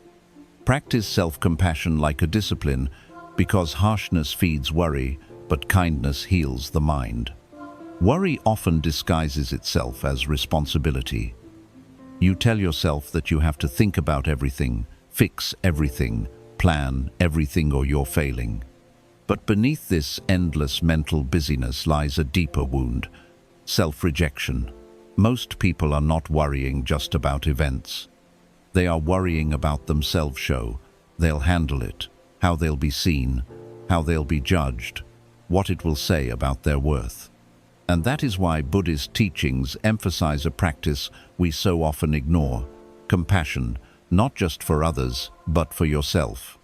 It's easy to be kind to others. You listen to your friends, you comfort your loved ones, you forgive the people you care about. But how do you speak to yourself when you fail? How do you treat yourself when things fall apart? Most people, without realizing it, are far more cruel to themselves than they would ever be to another human being. They beat themselves up. They replay mistakes. They label themselves as not enough, too sensitive, too slow, not strong. And that harshness creates the perfect soil for worry to grow. Because worry thrives in the absence of safety, and if your own mind is not a safe place for you to land, then your nervous system is always in a state of threat. You're always bracing, always waiting for the next mistake, always trying to be perfect enough to finally relax. But Buddhism teaches a radical truth. You don't become stronger through self-attack. You become stronger through self-acceptance, not passive acceptance. Not giving up, but the fierce kind, the kind that says, I will be here for myself, no matter what arises. In the teachings of the Buddha, Metta Bhavanathe, practice of loving kindness, meditation begins with yourself. Before you extend compassion to others, you learn to offer it inward. You say, may I be happy. May I be safe. May I be free from suffering. May I live with ease. These are not just words. They are medicine. They are rewiring centuries of inner judgment. They are restoring the mind to its natural state: openness, softness, clarity. Because a harsh mind is always anxious, but a kind mind becomes a sanctuary. Self-compassion is not just an emotional idea. It is a discipline. It is a moment-by-moment choice to catch yourself in the act of self-judgment and shift course. To say, I made a mistake, but I'm not a mistake. To say, this is hard, but I am doing my best. To say, even if today I feel anxious or broken, I will not abandon myself. Worry becomes unbearable when you are fighting both the world and yourself. When something goes wrong, and your first thought is, "What's wrong with me?" you are carrying double the weight external tension and internal shame. But when you bring compassion into your inner world, you create space to breathe. You begin to feel safe inside your own awareness. And in that safety, worry starts to soften. It no longer has a grip, because it no longer has an inner war to feed on. Buddhism teaches that suffering is not just pain, it is pain plus resistance. And often, the strongest resistance is not to the situation itself, but to ourselves. Our fear of being weak, of not measuring up, of disappointing others, of never healing. These thoughts are heavy, but they can be released not by force, but by tenderness. Tenderness is not weakness. In fact, it's the most courageous thing you can practice in a world that teaches you to perform, to achieve, to hustle, to harden. Anyone can chase goals. Anyone can pretend. But to sit with your own mind in silence and say, "I am enough, even now." That takes spiritual strength. So how do you begin this practice? Start with mindfulness. When worry arises, ask, "Am I making this situation worse by attacking myself? Would I speak this way to someone I love? What do I most need to hear right now that I'm not giving myself?" Then, offer yourself that kindness. Speak gently. Place a hand over your heart. Breathe slowly. Say, "I am allowed to be human. I am allowed to be uncertain. I am allowed to not have it all figured out. And even here, in this mess, I am still worthy of love." Over time, this becomes your new baseline. Instead of defaulting to fear, you begin to default to care. Your mind becomes a more peaceful place. Not because life got easier, but because you stopped making it harder for yourself. Even the Buddha, after reaching enlightenment, taught his disciples not just how to see clearly, but how to be kind. He understood that awakening is not just the absence of illusion, it is the presence of love. And that love must begin where you are, with the person you see in the mirror, with the voice in your head, with the thoughts you think when no one is watching. Because if you are not your own refuge, worry will always find a way in. But if you become your own ally, your own inner friend, then even in the darkest moment, you will not feel alone. Let your kindness be your anchor. Let your compassion be your discipline. Let your love for yourself be stronger than your fear of failure. And in that, you will find a peace that no amount of worrying could ever give you. Detach from the outcome, act with intention, not expectation. Worry takes root when your sense of peace depends on a particular result.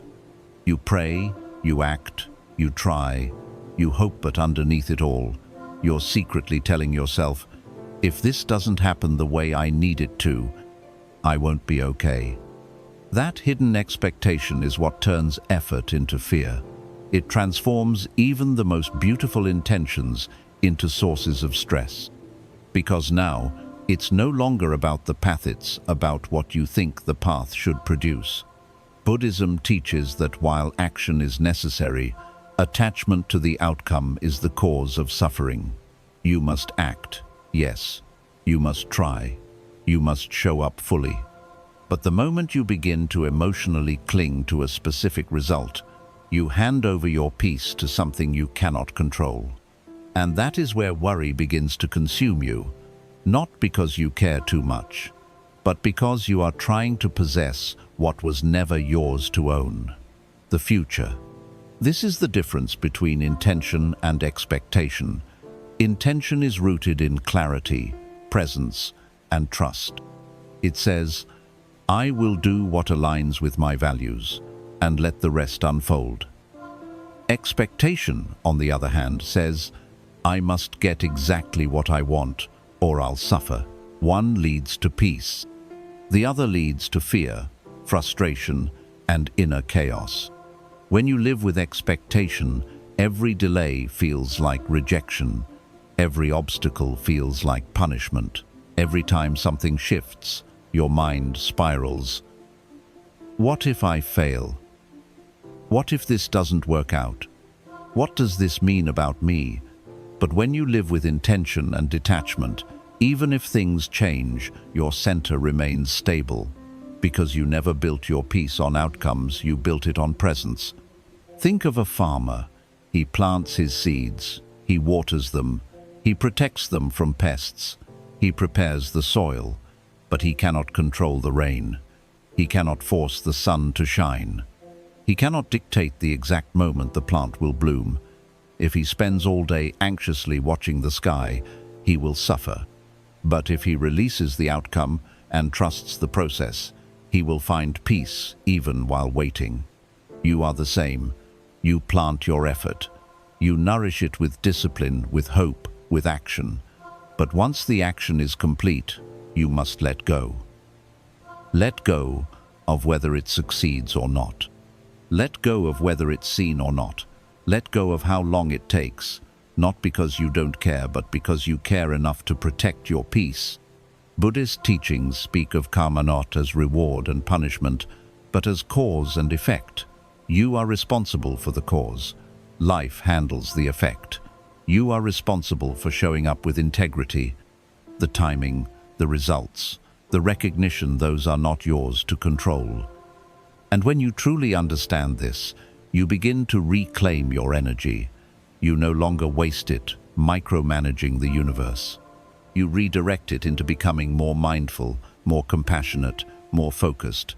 Worry is often your mind trying to control something after you've already done all you can. It replays, it reanalyzes, it tightens. But the deeper truth is, you're done. The seed is planted. Your job is not to force it to grow, it is to stay aligned while it does. The moment you surrender the outcome, your energy shifts, your heart opens, your breath deepens, and suddenly you feel lighter, not because life is easier, but because you are no longer gripping it so tightly. This is not passivity, it's maturity. It's learning that surrender is not a sign of weakness, it is the greatest sign of wisdom. It's choosing to participate in life fully, without needing life to always follow your script. It's understanding that your worth is not based on whether things go your way, but on whether you remained true to yourself, even when they didn't. So how do you practice this? First, before any action, ask yourself, is this coming from fear or from love? Am I doing this to control or to contribute? Will I be at peace even if it doesn't turn out the way I hope? Then act with your whole heart, put in your full effort, speak your truth, give your best. But once it's done, mentally release it, visualize handing it over. Say to yourself, I have done what I can. I now release what I cannot control. This daily discipline will free you more than anything else. You'll stop needing validation to feel whole. You'll stop fearing failure. You'll stop tying your self-worth to how many things go right. You'll begin to enjoy the process of living again, not just the results. Imagine how different your life would feel if you could move through it like the lotus, rooted in the mud, untouched by the water, rising toward the light. The lotus doesn't rush to bloom. It doesn't panic if the sun hides. It grows slowly, patiently, in its own timing. That is what you are learning now, not just to act, but to act without clinging. In Buddhist thought, liberation comes not when life becomes predictable, but when your mind no longer demands that it must be. Detachment from the outcome is not detachment from life. It is deeper participation in life. It is a partnership with existence. It is saying, I am here. I will give all I have. But I no longer need to control what I receive. Let that be your practice. Give your full presence. Offer your full heart. Release your need to control. and return to stillness. Because in the end, the most powerful thing is not that you achieve everything, but that you remain peaceful whether you do or not. Cultivate inner stillness daily, because the world will not slow down for you, but you can slow down within yourself. We live in a world that is constantly rushing. Information never stops, notifications never sleep, expectations never end. And in the middle of it all, you are expected to keep up, respond quickly, achieve more, stay productive, stay relevant. But the more you speed up to match the world, the more you drift away from yourself. Your mind races, your breath shortens, your body tenses, and worry becomes your default state. But Buddhism offers a different path. It teaches that the world may never slow down, but you can. You can train your mind to stay still even while everything else moves. You can create inner silence even when life outside is noisy. You can become a calm center in the middle of chaos. This is not about escaping life. It's about mastering your relationship with it. Stillness is not the absence of movement, it's the presence of awareness. It's a conscious return to your inner space, again and again, throughout the day. And that return is not a luxury, it is a necessity. Because without it, you become reactive. Every challenge becomes overwhelming. Every uncertainty becomes fear. Every quiet moment becomes something to escape from rather than something to return to. The Buddha himself sought stillness not as an escape from suffering, but as the place where suffering is transformed. In the deep stillness of his awareness, he watched thoughts arise and fall, cravings arise and fall, pain arise and fall, until he discovered the truth that none of it lasts, and none of it defines who you are. And that same truth lives within you. But to access it, you must stop rushing toward every distraction and begin walking slowly toward your own silence. Stillness doesn't come from changing your environment. It comes from changing your attention. You can find it in the middle of a busy day, in a crowded room, in the middle of a meeting or a conversation if you are present. The problem is not noise, it's unconsciousness. When you lose your awareness, you lose your peace. But when you anchor yourself in presence, even the noise cannot disturb you. That is why stillness must become a daily discipline, not just a weekend retreat or a distant goal. You must make time every day to slow down, not for the sake of productivity, not to recharge so you can do more, but to remember who you are when everything else is stripped away, when the phone is off, when no one needs you, when the only sound is your breath. This moment of stillness is not wasted time. It is the most powerful part of your day.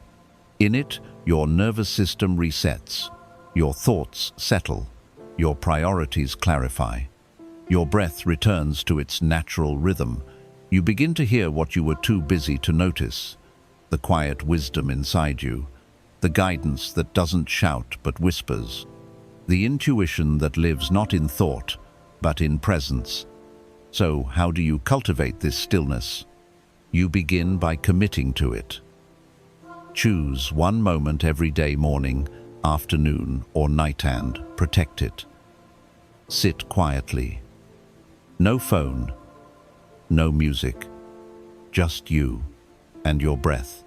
At first, your mind will resist. It will beg for stimulation. It will remind you of your to-do list. That's okay. You are not trying to stop your thoughts. You are simply learning to not follow them. Imagine sitting beside a busy road. Cars pass by, some fast, some loud, some familiar. But you do not chase them. You simply watch. Your thoughts are those cars. Let them come. Let them go. Return to your breath. Return to your body. Return to the space beneath the thoughts. Over time, this stillness becomes familiar. It becomes a place you can return to any time between meetings, during stressful conversations, before sleep, and eventually you realize it was never far. It was always there, beneath the noise, like the sky behind the clouds, like the ocean beneath the waves. Stillness is also about how you live, not just how you sit. Practice walking slower, eating slower, listening deeper, speaking with intention, bringing full presence to whatever you're doing. Every moment becomes a meditation when you are truly in it. Washing dishes becomes a sacred act. Drinking tea becomes a ritual. Talking to someone becomes an opportunity to connect, not just respond. When your life becomes infused with this stillness, worry begins to lose its grip. Because most worry lives in rushing ahead into the future, into assumptions, into imagined problems. Stillness pulls you back into the now. And the now is never as frightening as your thoughts about it. Stillness also gives you strength. The person who can remain still in crisis, who doesn't react blindly, who breathes before speaking, who listens before assuming that person is unshakable. That person does not fear uncertainty because they are anchored. They do not need to control everything because they have already mastered the one thing that matters, themselves. So let this be your reminder. Stillness is not for monks alone. It is for you. It is for your daily peace. It is for your sanity. You do not need to abandon life to find it. You simply need to return again and again, until returning becomes your way of being. The world will not slow down, but you can. And when you do, you will discover that everything you've been chasing, clarity, focus, strength, peace, was waiting for you in the space you were too busy to enter. Sit, breathe, be still, and in that stillness, find the life you've been missing. Reinforce mental flexibility, because rigidity is the silent enemy of peace. Most people believe strength is found in holding firm, in never bending, in standing tall no matter what. But in Buddhism, we are reminded that true strength is found in flexibility, not in resisting life, but in adapting to it with grace. Rigidity of the mind is one of the most subtle causes of suffering. You become fixed on how things should be. You cling to plans, identities, roles, and expectations.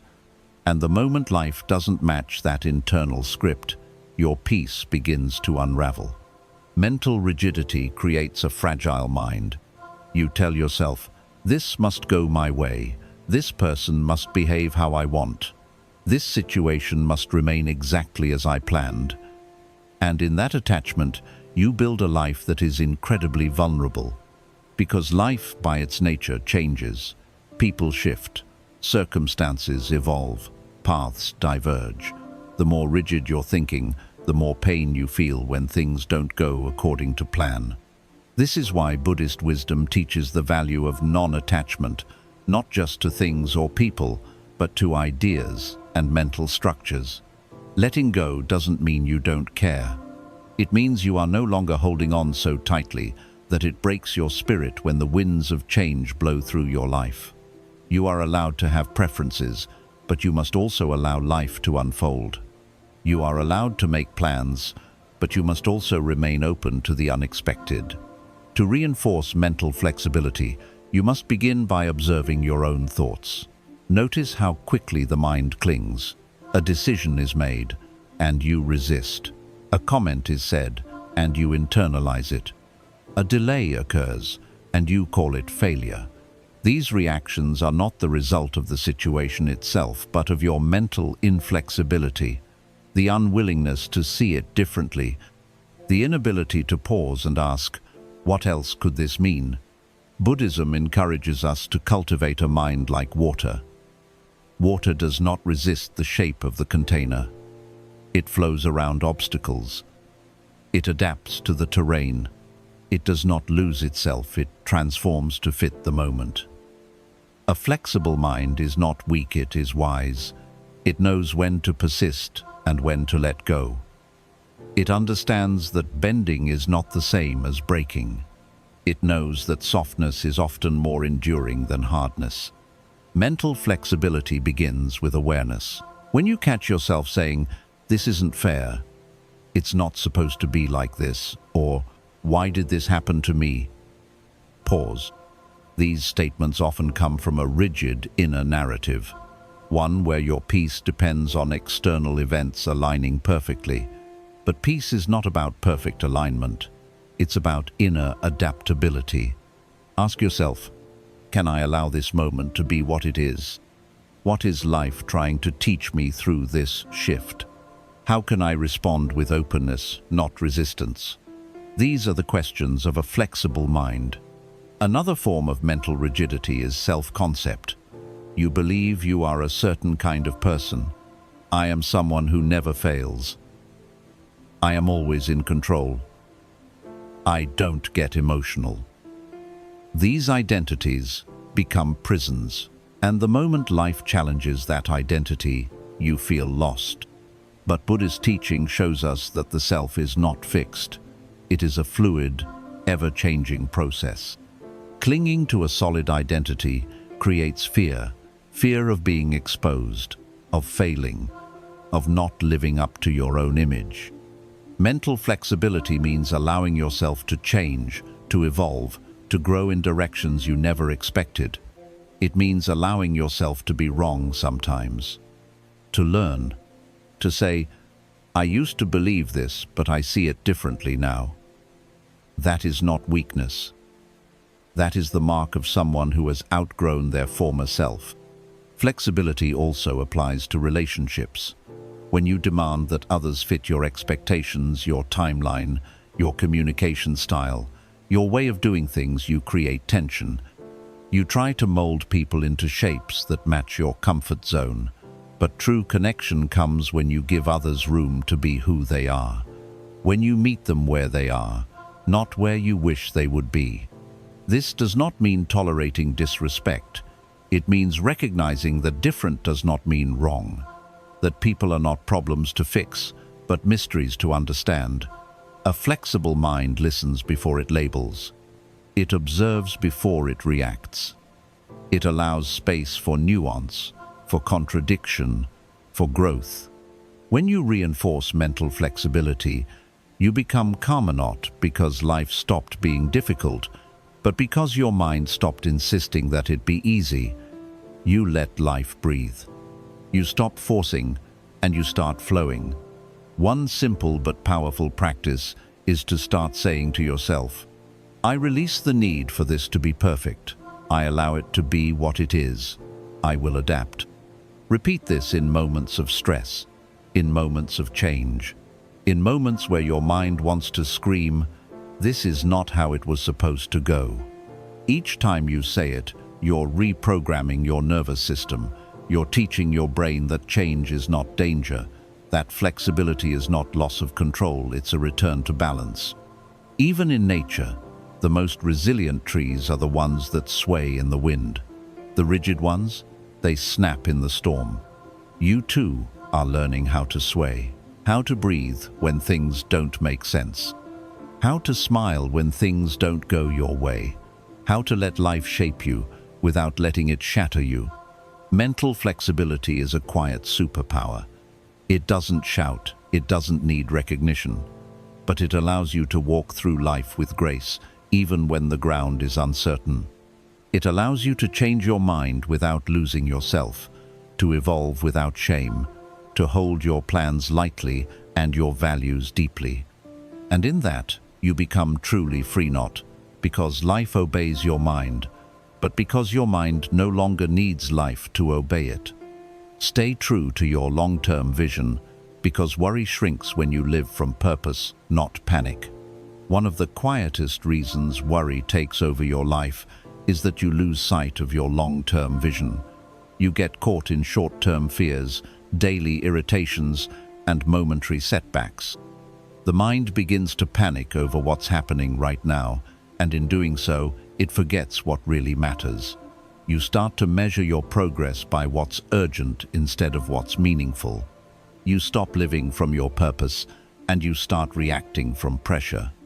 Buddhism teaches that peace doesn't come from removing all problems, it comes from aligning your life with deep, enduring intention. When you're aligned with your long-term vision, your values, your purpose, your calling, momentary setbacks lose their power to control you. You no longer see every delay as a disaster, every challenge as a threat, or every mistake as evidence of failure. Instead, you understand that the path to something meaningful is rarely smooth and that real peace comes not from controlling the journey, but from staying true to your direction through it. In the Dhammapada, the Buddha says, "Like a solid rock is not shaken by the storm, even so the wise are not affected by praise or blame." That solid rock is not built from certainty, it is built from vision, from the commitment to something deeper than success or approval, from an internal compass that keeps pointing forward, even when the path gets rough. Most people live on the surface of their goals. They want peace, love, success, but they haven't anchored those desires in something bigger than comfort. So when life gets hard, they panic. They question everything. They abandon the journey too soon. Why? Because they were driven by immediate results, not sustained purpose. Their focus was on speed, not alignment. When you live like this, worry multiplies. Every challenge feels like a reason to quit. Every slow season feels like a failure. Every obstacle feels like evidence that your dream isn't meant for you. But in Buddhism, we learn that the mind that is anchored in purpose does not shake so easily. It remembers, it adapts, it trusts. And because it trusts, it stops worrying about what's temporary and starts returning to what's timeless. To begin shifting into this kind of mental clarity, you must start by getting honest about what you truly want, not just what looks good on the outside, not just what makes others approve of you, but what genuinely brings you inner meaning. Ask yourself, what kind of life do I want to build, not just for this year, but for this decade? Who do I want to become, regardless of whether others notice? What values must guide me, even when I'm under pressure? What do I deeply care about, that I'm willing to struggle for without losing myself? These are not small questions, they are foundational. And when you begin to answer them honestly, your priorities change. You stop chasing what's urgent, and you start nourishing what's important. You stop letting worry pull you off course, and you start letting vision pull you forward. Think of a mountain climber. When they fix their eyes on the peak, they don't panic every time they trip or the weather shifts. They adjust, they rest, but they keep going. Why? Because they remember the vision, they remember the purpose. They're not climbing for comfort, they're climbing for meaning. And so, they accept the discomfort. They trust the process. They don't quit just because the terrain gets tough. You are also climbing, maybe not a literal mountain, but something spiritual, emotional, or creative. And the path will never be flat. But if your eyes are focused only on the next few steps, every rock will feel like a threat. That's where worry grows in the absence of direction.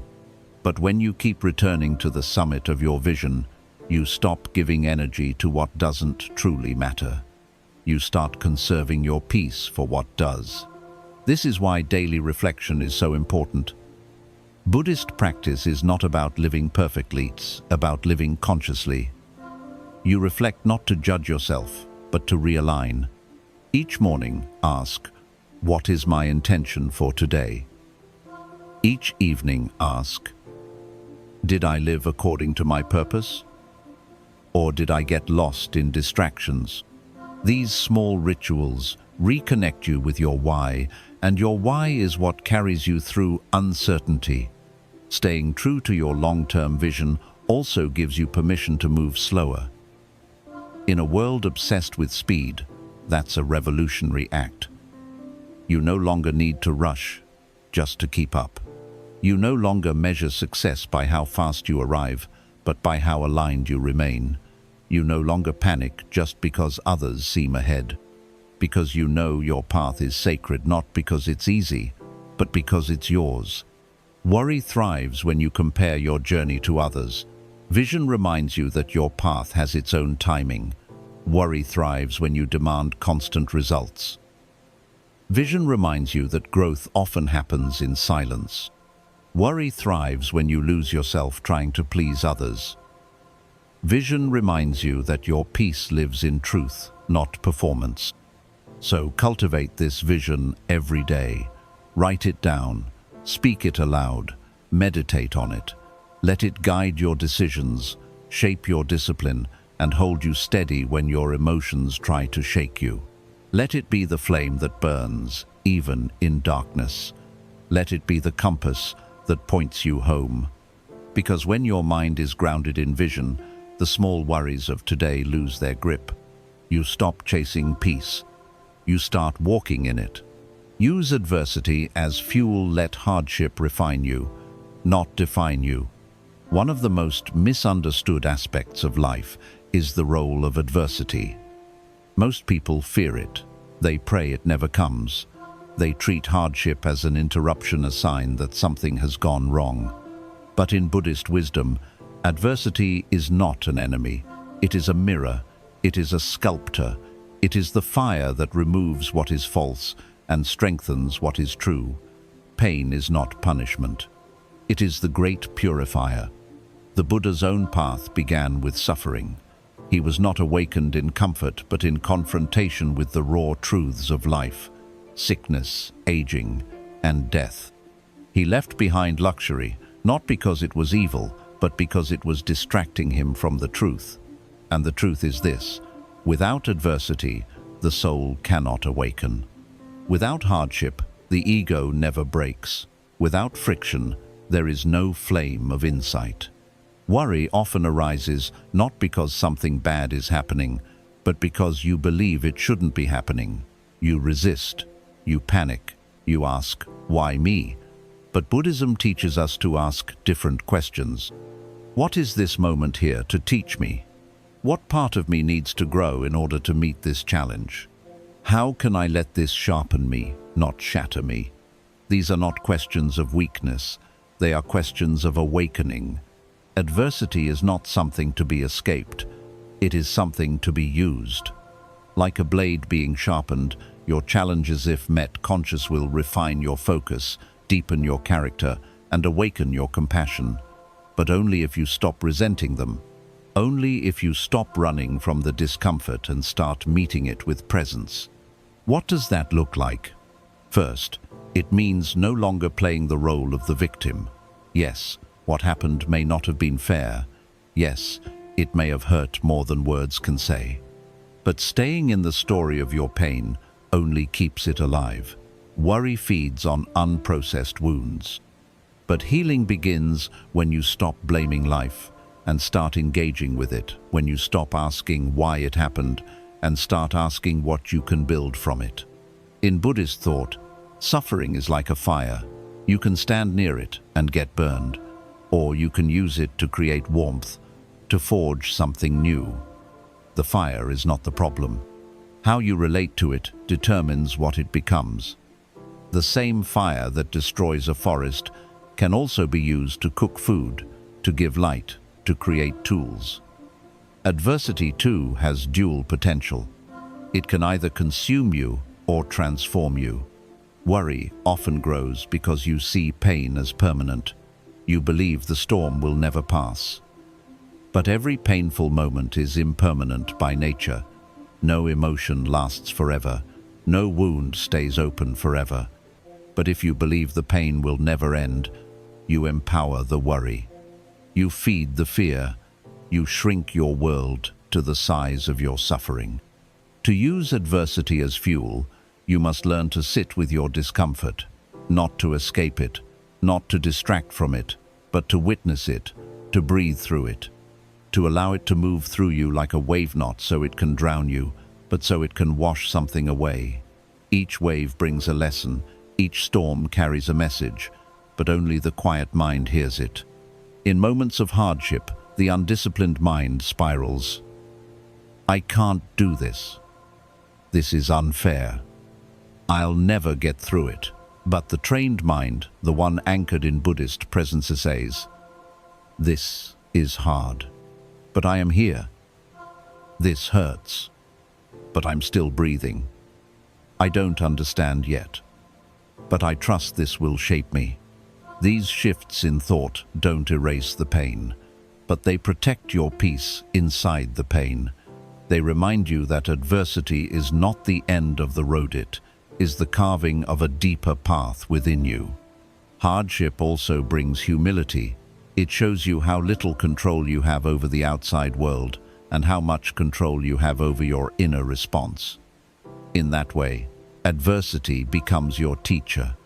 It humbles your ego, breaks your illusions, and introduces you to parts of yourself you would never have met otherwise. Resilience, patience, courage, surrender. Think back to the hardest seasons of your life. The ones that brought tears, confusion, heartbreak. Are you not wiser now because of them? Did they not reveal to you what really matters? Did they not show you how strong you actually are? This is not to glorify suffering. Buddhism does not romanticize pain, but it does recognize its transformative potential. When met with mindfulness, adversity becomes a sacred doorway. It leads you deeper not away from life, but toward its very essence. So the next time you are hit with a setback, a loss, a painful change, pause. Don't rush to fix it. Don't numb it. Sit with it. Ask it what it's here to show you. Open yourself to its wisdom. You may find that the very thing you feared was breaking you was actually trying to build you.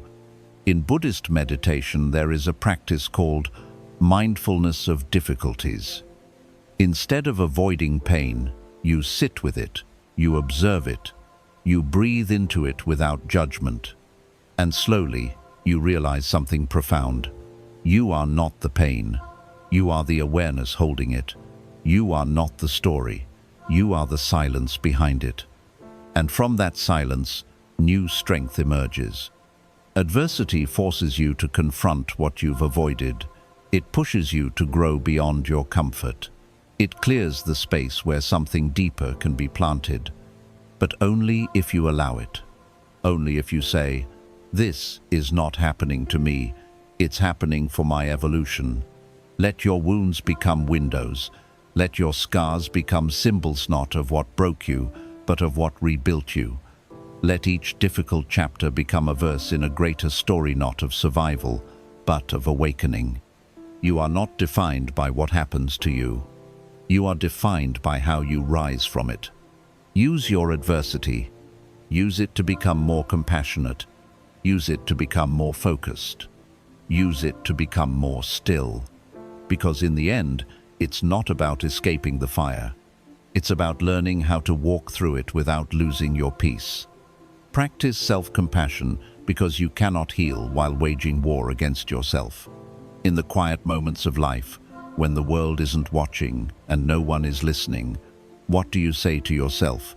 Are your words gentle or are they harsh? Are they filled with understanding or with judgment? For many, the loudest voice in their life isn't the world's criticism, it's their own. And that voice becomes the root of their worry, their shame, and their exhaustion. Buddhism teaches us that all beings deserve compassion, yet often we forget to extend that same compassion to the one person who needs it most, ourselves. Self-compassion is not indulgence. It is not weakness. It is the foundation of all inner healing. Without it, your wounds remain open. Without it, your growth remains conditional. Without it, even the most peaceful practices become performances to earn worthiness. You cannot heal while hating yourself for hurting. You cannot grow while shaming yourself for falling. You cannot become whole while rejecting the parts of you that are still learning. True peace begins the moment you stop trying to fix yourself and instead choose to understand yourself. The Buddha spoke of metta, loving kindness, as a boundless, all-encompassing force. It is not reserved for others. It must include yourself. Just as a mother would comfort her child who has fallen, so too must you comfort your inner self, especially when you stumble, especially when you feel lost, especially when your heart is heavy with mistakes and regrets. Worry often thrives in the absence of self-compassion. You worry not only about life, but about who you are becoming in the face of life. Am I strong enough? Why am I still like this? Why can't I do better? These questions are not always honest inquiries. Often they are veiled self-attacks. And the more you attack yourself, the more anxious you become because you've turned your own mind into unsafe territory. Self-compassion is the art of making your inner world a safe place to land. It's choosing to meet your pain without punishment. It's being patient with your own evolution. It's understanding that setbacks are not signs of failure, but natural steps in the path of growth. Every leaf falls before the tree blooms again. Every night comes before the dawn. Your struggles do not make you broken, they make you human. To cultivate self-compassion, begin with awareness. Notice the way you speak to yourself when no one else is around. Is it critical? Is it harsh? Would you speak to someone you love that way? If the answer is no, then you are operating from self-judgment, not self-awareness. Now shift the tone. Instead of saying, "What's wrong with me?" try saying, "What is hurting in me that needs care right now?" Instead of saying, "I should be stronger," try saying, "I'm doing the best I can with what I know right now." Instead of saying, "Why am I like this?" say, "This is a part of me that's asking for healing, not shame." These shifts are not just about language, they are about energy. They invite peace into the parts of you that have been waiting for years to be acknowledged. Another powerful practice is forgiveness, not just toward others, but toward yourself. Many people carry silent guilt for things they said, did, or failed to do. That guilt becomes a shadow. It creeps into everything, and when you worry, it becomes louder. You deserve this struggle. This is karma for your past. You're not worthy of happiness. But Buddhism teaches that karma is not punishment. It is cause and effect. It is learning and transformation. You are not meant to stay in the pain. You are meant to evolve through it. And that evolution is blocked when you refuse to forgive yourself. Self-forgiveness is not saying what you did was okay. It's saying you are no longer willing to define yourself by your worst moments. You are more than the mistake you made when you didn't know better. You are more than the pain you caused when you were hurting. You are more than the version of yourself who was trying to survive. You are here now, learning, aware, growing, and that matters. Self-compassion also involves honoring your limits. In a world that glorifies constant productivity, you may feel guilty for resting, for saying no, for not being everything to everyone. But exhaustion is not a badge of honor.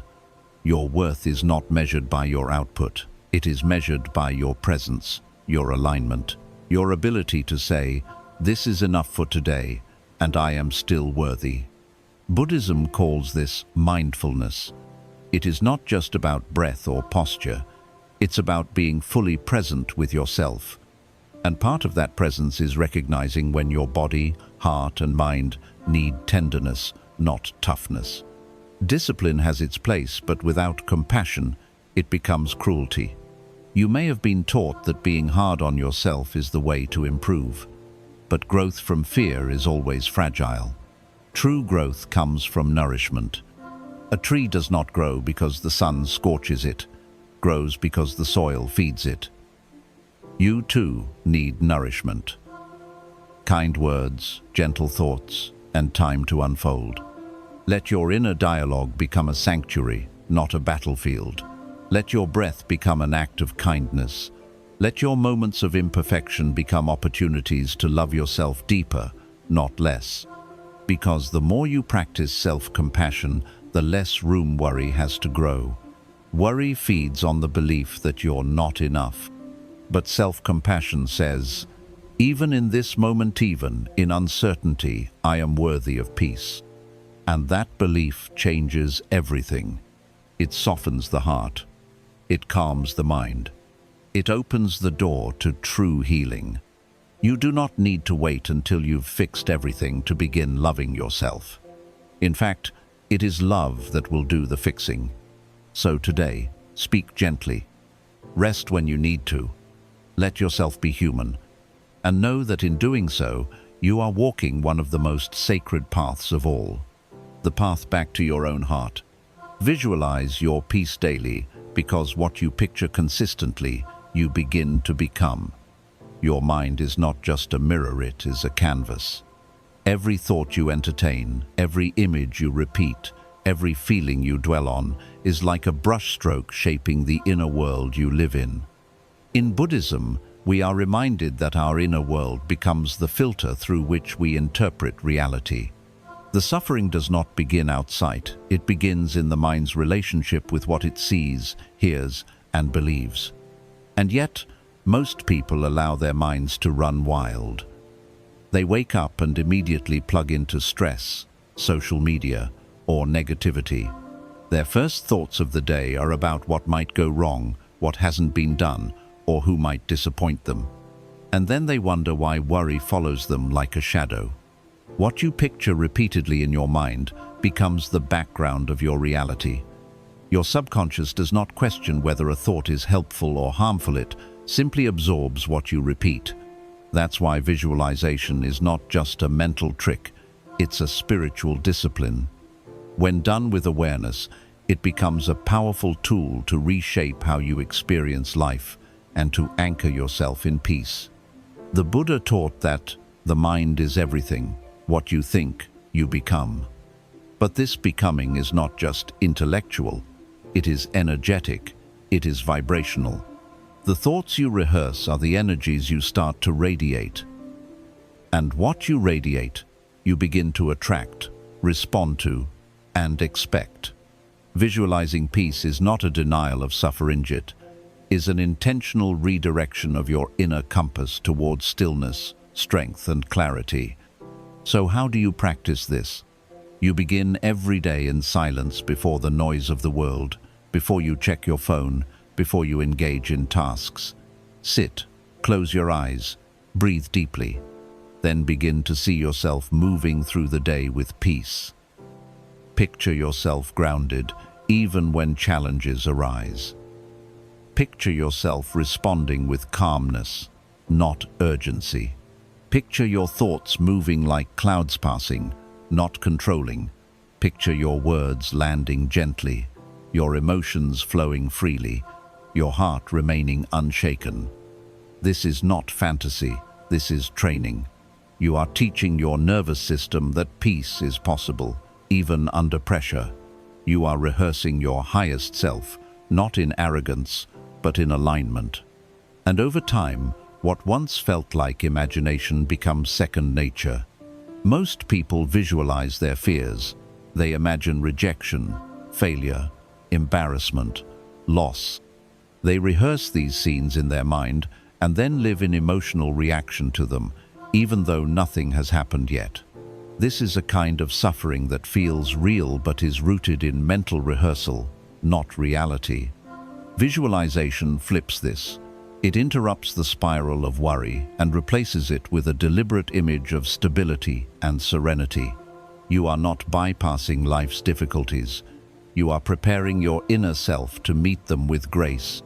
Visualization is also powerful because it restores your agency. When you are stuck in worry, you feel helpless, like you're at the mercy of circumstances. But when you visualize, you remember that your mind is not just a receiver, it is a projector. You are not just reacting to life, you are co-creating your experience of it. That doesn't mean you control everything. It means you control how you meet everything.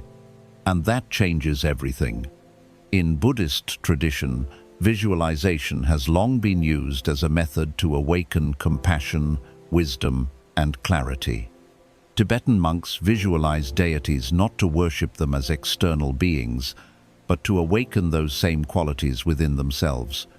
They are not imagining gods, they are invoking their own potential.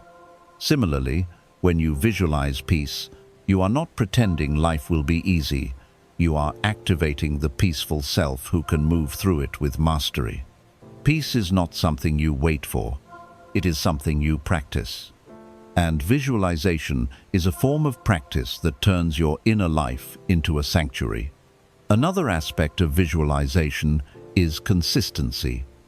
Just as you cannot get strong by exercising once, you cannot become peaceful by visualizing once. It must be daily. It must become your spiritual hygiene. Each morning, you wash your body. Why not also clear your mind? Why not give your spirit something clean to breathe? Create a daily ritual. A few minutes is enough. Sit, breathe. Visualize not only what you want, but how you want to feel. Let go of controlling outcomes. Focus on the inner qualities. Stillness, presence, clarity, compassion, strength, confidence. Picture yourself not getting everything right, but responding wisely to whatever goes wrong. That is true mastery, not perfection, but poised presence in the face of imperfection. As you repeat this practice, you'll begin to notice changes. You'll worry less, not because life is easier, but because you've already mentally rehearsed calmness. Your nervous system will remember what it feels like to breathe slowly, to let go of tension, to speak mindfully. And those memories will guide you in real time. Visualization also connects deeply with intention. You are not just picturing peace, you are reminding yourself what truly matters. When you visualize being kind, grounded, and resilient, you naturally begin to filter out distractions and reactions that don't align with that version of you. You begin to walk in what you've seen. This is not magic. This is mental alignment. You may not control how others behave, but you can visualize yourself responding without losing your dignity. You may not control external events, but you can visualize yourself staying rooted in your values. You may not prevent all challenges, but you can visualize yourself using them to grow rather than crumble. Your mind becomes your ally, not your enemy. And finally, visualization is an act of self-love. It says to your mind, you are worth training. It says to your soul, you are worthy of peace. It says to your fears, I see you, but I will not follow you. It says to your highest self, I am ready to rise into who I truly am. Every time you visualize peace, you are choosing not to be a prisoner of the past or a victim of anxiety. You are choosing to be an artist of your present. And over time, this artistry becomes your essence. You walk more slowly, you speak more thoughtfully, you listen more deeply, you smile more gently. Not because life is perfect, but because your inner world has found its center. And when the world gets loud, you simply return to that image, that calm self, that rooted breath, that sacred space within. Because no matter what storms surround you, you've already seen who you are in stillness. And that version of you knows exactly how to return home. Reinforce mental flexibility, because holding on too tightly is the root of suffering. In life, you will lose things. People will leave. Expectations will collapse. Plans will change. Even your sense of identity will shift. Yet most people suffer not because of these changes themselves, but because they resist them, because they hold on too tightly to how things should be. Because they build mental prisons out of attachments, identities, outcomes, and timelines that were never promised. In Buddhist teachings, this resistance is known as clinging, the silent force behind all unnecessary suffering. You don't just experience pain, you tighten around it. You don't just face uncertainty, you try to force certainty. You don't just desire peace, you try to control the entire world to get it. And in that struggle, you lose the very freedom you're searching for. Mental flexibility is the opposite of this tightening. It is the willingness to adapt, to flow, to bend instead of break, to hold beliefs without becoming rigid, to face the unknown without needing to predict every outcome. It is not weakness, it is wisdom. Because a flexible mind is a free mind. It's a mind that does not collapse under stress but shifts with it. A mind that does not shatter under pressure but opens into presence. Think of a tree during a storm. The one that resists the wind with stiff branches often snaps, but the one that bends survives. That is mental flexibility. That is the wisdom of letting go, not as surrender to defeat, but as a practice of liberation. When you reinforce mental flexibility, you stop reacting with panic every time life takes a different turn. You stop making your peace dependent on things staying the same. You begin to see that impermanence is not your enemy. It is your greatest teacher. It shows you where you're holding too tightly. It invites you to release control and discover a deeper strength. The ability to respond, not just react. Let's be clear, mental flexibility doesn't mean passivity. It doesn't mean letting people walk over you or becoming indifferent to life. It means responding to reality with openness instead of obsession. It means you still pursue your goals, but you're not destroyed when the path changes. You still care deeply, but you don't collapse when things don't go your way. You still love fully, but without the illusion of possession. This requires mindfulness. To catch yourself in the act of clinging, to pause when your thoughts spiral, to breathe when your mind starts arguing with what is. In these moments, you must ask, what am I trying to control right now that I need to release? Am I trying to force something that life is asking me to let go? What would peace look like if I softened my grip? Your freedom begins the moment you stop demanding that life align with your expectations and instead start aligning yourself with life as it is, not as passive resignation, but as active presence. In Buddhism, there's a powerful concept called equanimity. It is the unshakable balance of mind in the face of gain or loss, praise or blame, pleasure or pain.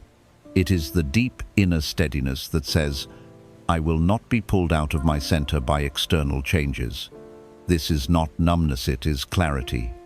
It is what arises when you stop identifying with every emotion, every thought, every fluctuation in your mood or circumstance.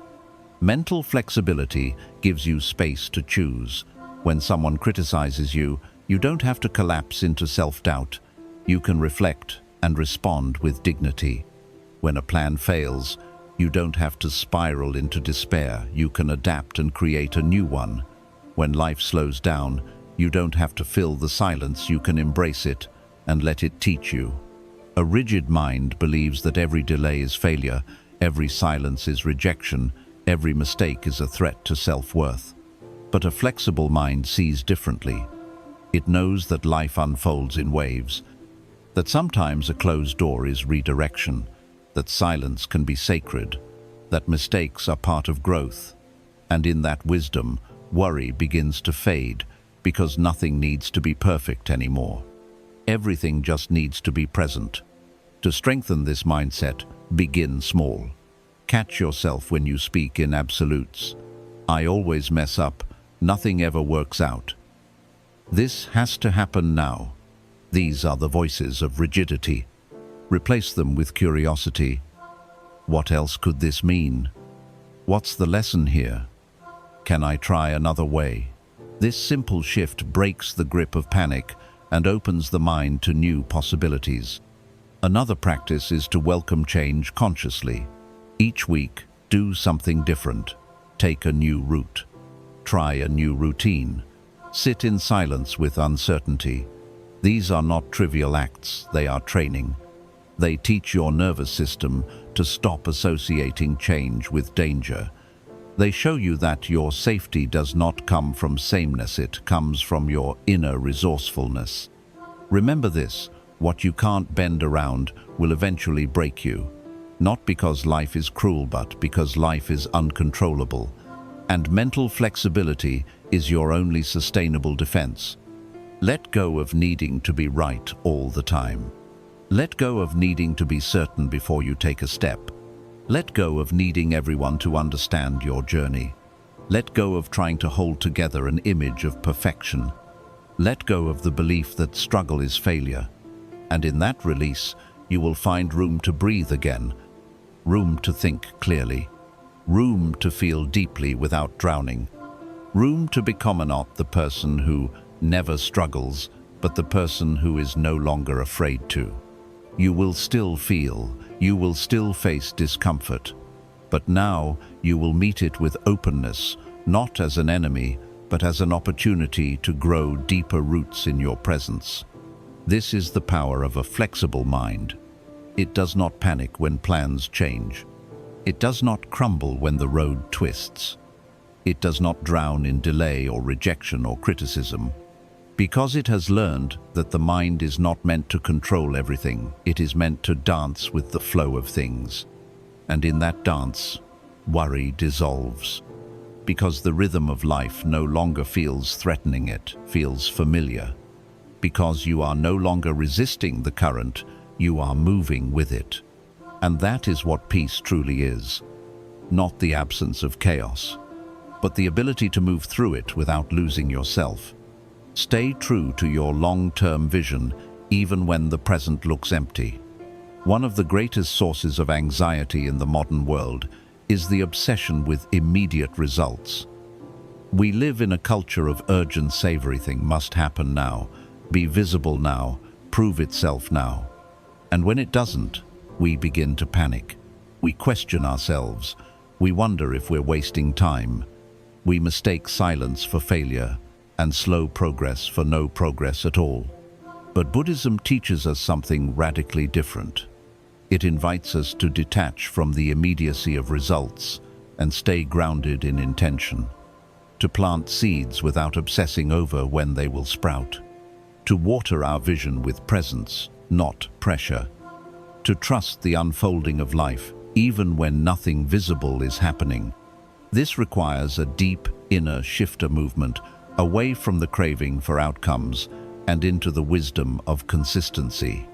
Your long-term vision, whether it's a peaceful mind, a meaningful life, a spiritual goal, or a quiet dream, is not supposed to give you constant reward.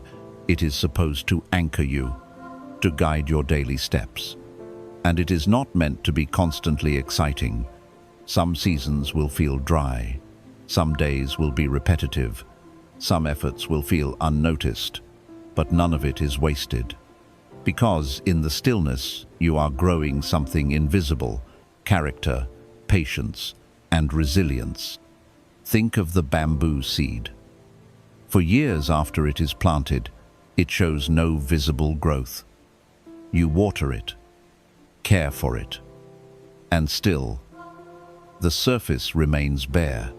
But underneath, a vast root system is developing, and once it's ready, it shoots upward fast, strong, unstoppable. The same is true of your vision. If you abandon it because you don't see results, you miss the deeper work life is doing within you. Mental peace comes when you stop demanding constant feedback from the external world, when you let go of the need to constantly prove that you're on the right path. Buddhism teaches that the right path is not the one with the fastest results, it's the one that aligns with your truth, your values, and your awareness. To stay true to your long-term vision, you must redefine what success looks like. It is not just achievement, it is alignment. It is showing up every day with integrity, regardless of recognition. It is doing the inner work, even when no one applauds. It is walking your path without needing external validation to justify it. And here's the truth. The world may never validate your vision the way you want. Some people won't understand it. Some seasons won't reflect it. But that doesn't mean it's wrong. It means it's sacred. It means it's yours to carry with quiet strength. This is where faith becomes essential, not just faith in an outcome, but faith in the process. In Buddhism, faith is not blind belief. It is trust rooted in awareness. It is the calm certainty that consistent, conscious action rooted in right intention will eventually bear fruit, even if you do not control how or when. This requires you to stop comparing your path to others. Their growth is not your timeline. Their highlight reel is not your standard. You are not here to sprint. You are here to become. And becoming takes time. When you stay true to your long-term vision, you stop being reactive. You stop chasing every shiny object. You stop pivoting every time discomfort arises. Instead, you learn to sit, to breathe, to listen, to take deliberate, patient steps in the direction your soul knows is right. This also protects you from the disease of self-doubt. When you measure your worth by results, your confidence will always be unstable. But when you measure your peace by presence, when you know that showing up, aligning, and remaining honest with yourself is enough, you become unshakable. Here are ways to reinforce this practice. Create a daily ritual of reconnection. Each morning, remind yourself of your why. Write it down. Sit with it. Let it become your silent mantra throughout the day. Practice non-attachment to outcomes. Do the work without obsessing over when the reward will come. The reward is the work itself. The clarity, the discipline, the presence you cultivate, these are already valuable. Anything else is a bonus. Let boredom be part of the path. Not every moment needs to feel inspired. Growth often looks like repetition, like watering a plant every day, even when it hasn't bloomed yet. Boredom is not failure, it's a sign you're committed. Visualize the end, but return to the now. It's good to remember your destination, but don't live there. Touch it like a lighthouse, but row your boat in the present. Your power is in your daily actions, not in fantasies. Honor the invisible work. Healing, spiritual maturity, character, these are often unseen. Don't dismiss what can't be measured. Many things that truly matter will never trend, go viral, or earn applause. But they will build your foundation. Trust the delays. In Buddhist thought, delay is not denial. Sometimes you are being prepared for something larger than you can currently hold. Trust that life knows the right time better than your mind does. Surround yourself with stillness. Spend time away from noise. Not everything needs input. Let your vision breathe. Let your spirit recalibrate. When the world is loud, your inner compass must be quiet to function clearly. Repeat, don't rush. The secret to long-term transformation is repetition, not intensity, not breakthroughs, but daily, consistent, intentional repetition. Keep doing what aligns 7 when no one notices. Even when it feels slow, your long-term vision is not just about where you're going, it's about who you're becoming along the way. It's about the strength you're building in silence, the resilience you're cultivating in the unknown, the depth you're forming while no one is watching. This is what worry can never give you, because worry is loud, reactive, urgent. But vision is quiet, steady, unbothered. Worry says, you're not there yet. Vision says, stay the course. Worry says, this isn't working. Vision says, you're being formed. Worry says, what if you fail? Vision says, what if you become? And that's the real question. What are you becoming by staying committed to what matters 7 when it's not easy, glamorous, or fast? You are becoming grounded. You are becoming focused. You are becoming unshakable. So stay true, stay present, stay patient, and trust this simple truth. If your vision was placed in your heart for a reason, then your path is not in vain, even if the world hasn't seen its fruit yet. Use adversity as fuel. Let hardship refine you, not define you. Every person on this path of life will face adversity. Loss, betrayal, delay, illness, heartbreak, humiliation, confusion, none of it is a mistake. None of it is random. Yet how we respond to adversity makes all the difference between a life of suffering and a life of transformation. Buddhism teaches that pain is inevitable but suffering is optional, and this profound truth begins with understanding that adversity is not here to destroy you, it is here to awaken you. When life becomes difficult, most people fight against reality. They resist what is happening. They ask, "Why me?" They try to escape, distract, or deny the pain. And yet, in doing so, they suffer more. Not because of the event itself, but because of their mental war against it. But what if you could change the way you see hardship? What if adversity wasn't something to fear, but something to use? Not as punishment, but as purification. Not as a block, but as a bridge. This is the Buddhist path, to see the storm not as a curse, but as a sacred teacher. Every great soul has been refined by pain. Not because pain is noble, but because it burns away the false layers. It reveals what's real. It humbles the ego. It deepens compassion. It opens the heart. It teaches surrender. It clears the noise of the world so that the soul can speak clearly again. In adversity, the mind is forced to slow down, to reflect, to let go of illusions, to sit with truth. And while this process is uncomfortable, it is also powerful, because when everything falls apart on the outside, you are invited to rebuild something stronger on the inside. This is not about glorifying suffering. Buddhism does not ask you to love pain. It asks you to be present with it, to see it clearly, to ask, "What is this moment here to teach me?" Because even your darkest hour contains light if you are willing to look with wisdom. The lotus, a sacred symbol in Buddhism, blooms from the mud, not in spite of the mud but because of it. Without the darkness, there is no contrast for the bloom. Without the struggle, there is no strength. The same applies to your journey. You cannot grow without friction. You cannot expand without pressure. You cannot discover your depth while living only on the surface. So instead of asking, "How can I avoid hardship?" ask, "How can I grow through this? How can I let this refine me? What is life trying to build in me through this difficulty?" This shift transforms adversity into fuel, not the kind of fuel that makes you bitter, but the kind that makes you brighter, braver, more aligned with your highest self.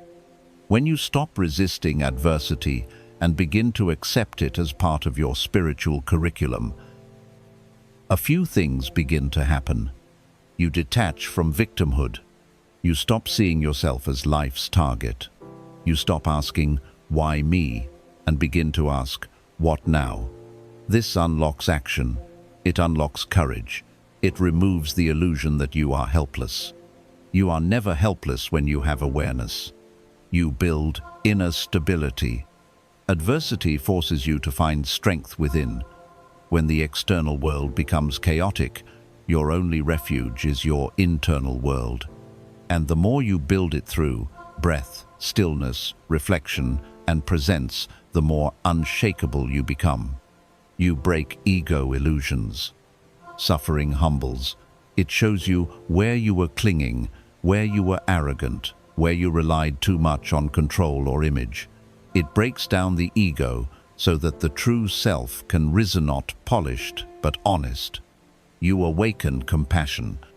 Once you've been through pain, you begin to see others differently. You speak softer, judge less, hold space. Why? Because you know what it's like to suffer, and that memory makes you kind. That is not weakness, it is wisdom. You learn spiritual patience. Hardship often delays what you want, but that delay teaches you endurance. It makes you value process over outcome. It shows you that everything beautiful takes time, that nothing worth having can be rushed. You clarify your priorities. Adversity strips away the superficial. It reveals what truly matters. You start caring less about impressing others and more about becoming real. You let go of distractions and go deeper into your purpose. These are sacred lessons, and they only come through hardship, not as a punishment, but as an invitation to wake up. Wake up to what? To the impermanence of everything you thought was permanent, to the strength you didn't know you had, to the inner world that can never be taken away no matter how much you lose. There is a reason why the Buddha left his royal palace. He had everything: wealth, comfort, security, but none of it gave him understanding. It was only when he encountered sickness, death, and suffering that he woke up, that he began his true path. Your adversity is your teacher in the same way. It is not there to shame you, it is there to sharpen you, to strip away what does not serve, to prepare you for deeper clarity, deeper purpose, deeper freedom. But this only happens if you stay present, if you don't rush to escape the discomfort, if you sit with the pain and ask it what it needs, if you treat it like a guest, not a curse. Come in, you say. Teach me what I must learn, and when it leaves you stronger. Practical ways to begin this transformation. Journaling through adversity. Write not just what hurts, but what it is showing you. Keep asking, what is life trying to teach me right now? Daily stillness. Even 5 minutes of breathwork or sitting in silence creates space for clarity. In adversity, you don't need more noise, you need presence. Let go of needing answers. Wisdom is not always knowing, it's often allowing. Let your questions stay open. Trust that answers arrive when you're ready, not when you force them. Turn your pain into service. Once you've survived something, help someone else through it. Pain becomes sacred when it is shared to lift others. Avoid numbing your discomfort. Many run to distraction phones, noise, toxic habits. But healing only happens when you stay conscious. Breathe, feel, sit with it. Affirm your strength, not with blind positivity, but with truth. This is hardened. I am still here. That sentence is a mantra of quiet power. Finally, understand this. Adversity will visit you many times in life. You cannot stop the waves, but you can learn to surf them with grace, to turn toward them with courage, to let them move through you without destroying your peace. Let adversity be your forge, not your prison. Let it build you, not break you. Let it remind you not of your weakness, but of your becoming. Because the greatest souls are not those who never struggled. They are the ones who faced the fire and emerged wiser, softer, stronger. So when life sends hardship, do not ask for it to end quickly. Ask for it to complete its work in you. And trust this. The version of you on the other side of pain is not just more resilient. It is more awakened, more conscious, more free. Cultivate inner peace through intentional silence, because not everything deserves a reaction. In a world filled with noise, reaction, and constant stimulation, silence has become a lost art. We are trained to respond instantly, to defend ourselves, to prove a point, to post, comment, explain, reply. But every time we do, we spend a piece of our peace, and very rarely do we stop and ask, is this even worth my energy? Buddhism teaches something radical. Not everything requires your voice. Not every situation requires your presence. Not every insult needs a defense. Not every storm needs your resistance. Sometimes, the greatest strength is found not in what you say, but in what you choose not to. This is the path of intentional silence. A silence that is not weakness, but wisdom. A silence that does not escape, but observes. A silence that is not emptiness, but sacred space. When you practice this kind of silence, you stop reacting impulsively to the world. You begin to move from a place of inner stillness. You take your power back not by shouting louder, but by refusing to be pulled into every emotional storm that passes your way. This kind of peace cannot be disturbed, because it is not built on circumstance. It is built on clarity, on restraint, on presence. Think of a lake. When it is calm, it reflects everything clearly, but when it is disturbed, all you see is chaos. Your mind works the same way. The more you react, the more disturbed it becomes. The more disturbed it becomes, the more confused your vision gets. But when you return to silence, your mind settles, and you can see clearly again. Intentional silence is not about withdrawing from life. It is about returning to it with a deeper presence. It is the ability to pause before responding, to observe before speaking, to feel before acting. It means catching yourself when your ego wants to jump in, when someone insults you and your pride says, respond, but your wisdom says, don't. Protect your energy. It's the moment you realize that peace is more valuable than being right. When you master this, everything changes. You no longer fall into petty arguments. You no longer chase validation. You no longer react to every opinion, insult, or provocation. You become grounded, centered, untouchable, because your peace is no longer controlled by others, it is rooted within you. Let's break this into deeper reflections. Not every battle is yours to fight. Many situations are simply traps tests to see if you'll waste your peace. When someone is trying to provoke you, they don't need truth, they want reaction. And if you give it, you lose. Let go of the need to always have the last word. That's your ego talking, not your soul. Silence is the last word of the wise. Silence allows the truth to reveal itself. When you speak too soon, you often speak from emotion, from fear, from ego, from hurt. But when you wait, when you stay still, the truth rises. You begin to respond from wisdom, not from wounds. And in that response, there is power. Every reaction is an energy transaction. Your attention is your currency. Every time you react, you invest energy. Ask yourself, is this worth my attention? Will this conversation serve my peace or sabotage it? If the answer is no, let it go. Not from fear, but from mastery. Silence is the training ground of awareness. In silence, the mind reveals itself. You see the thought patterns, the triggers, the old wounds. You begin to unlearn the need for constant stimulation. You return to your breath, to your body, to the now. And from this awareness, you awaken.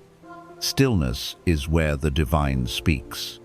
In Buddhism, meditation is not just a practice, it is a portal, a sacred space where you meet yourself without distortion, without noise, without performance. In stillness, your soul speaks. Your intuition sharpens, and you no longer feel the need to chase answers from the outside. When you don't react, you don't regret. Many regrets come from impulsive words, from heat-of-the-moment reactions, from ego-driven responses. But silence gives space. Space to breathe, space to reflect, space to choose. And in that space, you find peace. Not reacting does not mean not caring. This is a common confusion. Silence is not indifference. It is discernment. You are not ignoring, you are observing. You are not avoiding, you are choosing a higher path. A path that is not reactive, but responsive. Not emotional, but intentional.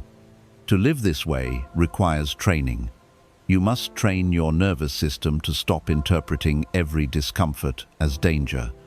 You must train your mind to stop reacting to every thought. You must train your heart to stop needing constant reassurance.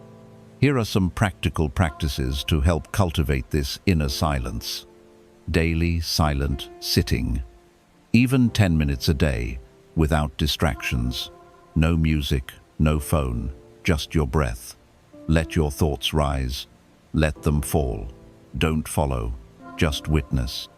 Mindful breathing before responding. Pause. Inhale slowly. Exhale fully. Ask, does this need my reaction or just my awareness? Digital silence. Take hours off your devices. No responding, scrolling, comparing. Let your mind breathe without constant noise. Journaling your urges. Instead of reacting, write it down. What triggered you? What story did your mind create? Often, awareness dissolves the illusion. Sacred boundaries. Protect your peace by creating space from people or situations that constantly pull you into reaction. Peace is not passive, it's protected. There will be times when silence feels like surrender, when people will interpret your non-reaction as weakness. Let them. You don't need to explain your peace to those committed to chaos. Because silence speaks, it speaks of mastery, of patience, of control. It says, I am not here to perform. I am here to preserve my energy, my purpose, my path. And when you begin to live this way, you become light. You walk through the world with calm certainty. You no longer need to chase or defend or over-explain. You simply are rooted in presence, free from reaction. This is what the Buddha meant when he said, peace comes from within. Do not seek it without. Your silence is not an absence, it is a statement. Your stillness is not a void, it is your throne. Your non-reaction is not fear, it is sacred strength. Let the world be loud. Let them try to pull you into noise. You will stay anchored, because you've remembered the most powerful truth. Not everything deserves your reaction, but your peace, that deserves everything. Embrace spiritual surrender, let go of control and trust the flow of life. The more you try to control life, the more life resists you. The tighter you grip, the more exhausted you become. The harder you fight the current, the further you drift from peace. Buddhism teaches that suffering arises not from pain, but from attachment to control. The desire to manipulate outcomes, people, timing, and situations is the root of inner turmoil. But when you surrender not with defeat, but with faith, you begin to live in alignment with the flow of existence.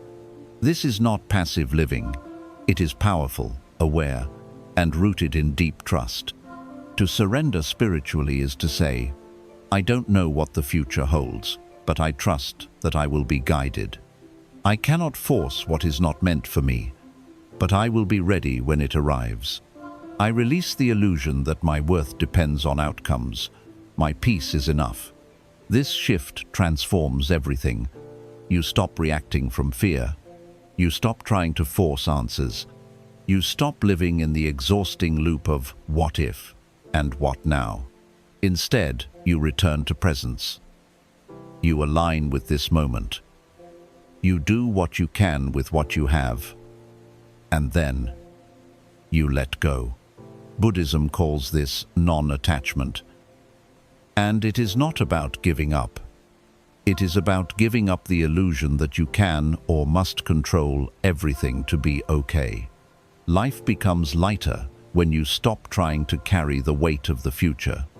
You are not here to force outcomes. You are here to flow with wisdom, to respond with awareness, to live fully where your feet are, to trust that what is truly meant for you cannot miss you, and what is not, no matter how tightly you hold it, will never bring you peace. This lesson of surrender brings freedom on every level. Mental freedom. You no longer need to think yourself into circles.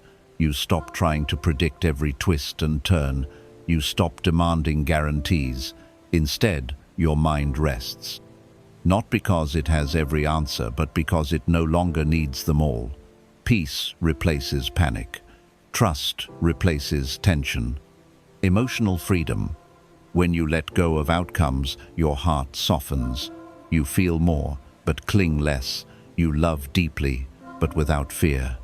You are no longer enslaved by the fear of loss because you know that everything is a lesson, a blessing, or a redirection. Spiritual freedom. Surrender connects you to something higher, to the Tao, to God, to the Dharma, to source, whatever word you choose. You recognize that you are not walking alone, that you don't have to carry it all, that there is a divine wisdom at work far beyond what the mind can calculate. Freedom in relationships. You stop trying to fix, change, or control others. You let people be where they are. You choose presence over persuasion. You honor your peace over pleasing. And in doing so, your relationships become more authentic, more respectful, and less draining. Freedom in purpose. You no longer chase your calling like a race. You align with it daily. You take inspired steps, but without obsession. You trust that your work will reach those it's meant to reach, that your efforts are seen even when the world is silent. But surrender is a practice. It is not a one-time decision. It is a daily discipline, a moment-by-moment choice. You may begin your day grounded, and by noon, you're spiraling in stress. That's okay. Awareness is the way back. Every breath is a chance to return. Every anxious thought is a bell reminding you to release. Practical steps to cultivate this spiritual surrender. Start each day with intention, not control. Instead of scripting the day rigidly, say, "Let me respond to whatever arises with presence and grace." When anxious, return to the breath. Say inwardly, "I release what I can't control. I focus on what I can, my breath, my actions, my awareness." Write your fears and burn the page. This symbolic act helps the mind detach. It tells your nervous system, this doesn't need to be held anymore. Trust divine timing. Delay is not denial. Sometimes what you want now would harm you if it came too soon. Life is always on time. Repeat surrender affirmations. I am safe without having all the answers. What's meant for me will come with peace, not pressure. I trust life to guide me better than fear can. Watch nature. A river never forces its path. Trees never rush their bloom. Seasons never arrive early. All of life flowers, and so can you. Remember your past. Look back at the things you tried to control and how they unfolded better when you let go. Let that memory be your evidence. Surrender is a deep spiritual courage. It is not giving up, it is rising up into presence. It is not being lazy, it is becoming available. Available to see, to hear, to feel, to align, to accept. And yes, surrender often comes with discomfort, because the ego hates not knowing. It thrives on control. But your spirit? It already knows the way. It just needs space to lead. To surrender does not mean you stop dreaming. It means you stop grasping. You hold your vision with open hands, not clenched fists. You take action, but without anxiety. You trust the timing, but stay available to the moment. And the more you do this, the more life flows through you instead of against you. This is not magic. This is awareness. It's saying, I choose peace over pressure. I choose alignment over anxiety. I choose trust over control. You will still have goals, but you won't lose your soul chasing them. You will still have desires, but you won't attach your worth to them. You will still face uncertainty, but you will no longer fear it, because you'll know the secret. You were never meant to control the ocean. You were only meant to surf the waves. Let them rise, let them fall. Let the current move as it must. You stay grounded in breath, rooted in faith, aligned with truth. And when you live this way, you become untouchable, no, because nothing shakes you, but because you no longer need to hold it all. You have learned the most powerful spiritual lesson. Surrender is strength, letting go is power, and trusting life is the beginning of peace. In the stillness of your heart, beyond the noise of fear, beyond the weight of expectations, and beneath the layers of overthinking, there is peace. It has always been there, not outside you. not in future outcomes, but in this moment, waiting for you to remember. Worry is not who you are. It is a habit your mind learned, a survival reflex shaped by fear, attachment, and uncertainty. But Buddhism teaches that habits can be unlearned, and that inner peace is not something you chase at, is something you return to when you stop chasing. Through these 30 lessons, you've been guided back to that center, a place where surrender replaces control, where silence becomes strength, where detachment becomes freedom, where presence becomes power. You've learned that worry is not protection, it is mental suffering in disguise. You are not your thoughts, you are the awareness behind them. Control is not safety, surrender is. Peace does not come from knowing everything, it comes from trusting deeply. And letting go is not weakness, it is sacred mastery.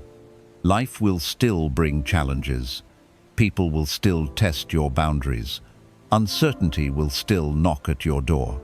But you are no longer the same, because now you carry the wisdom to choose stillness over stress, mindfulness over reaction, trust over tension. You do not need to be perfect. You only need to be present. Every time your mind returns to worry, do not fight it. Gently guide it back. Say, "I've been here before, but I now know the way back to peace." Breathe deeply, sit quietly, reconnect, recenter, release.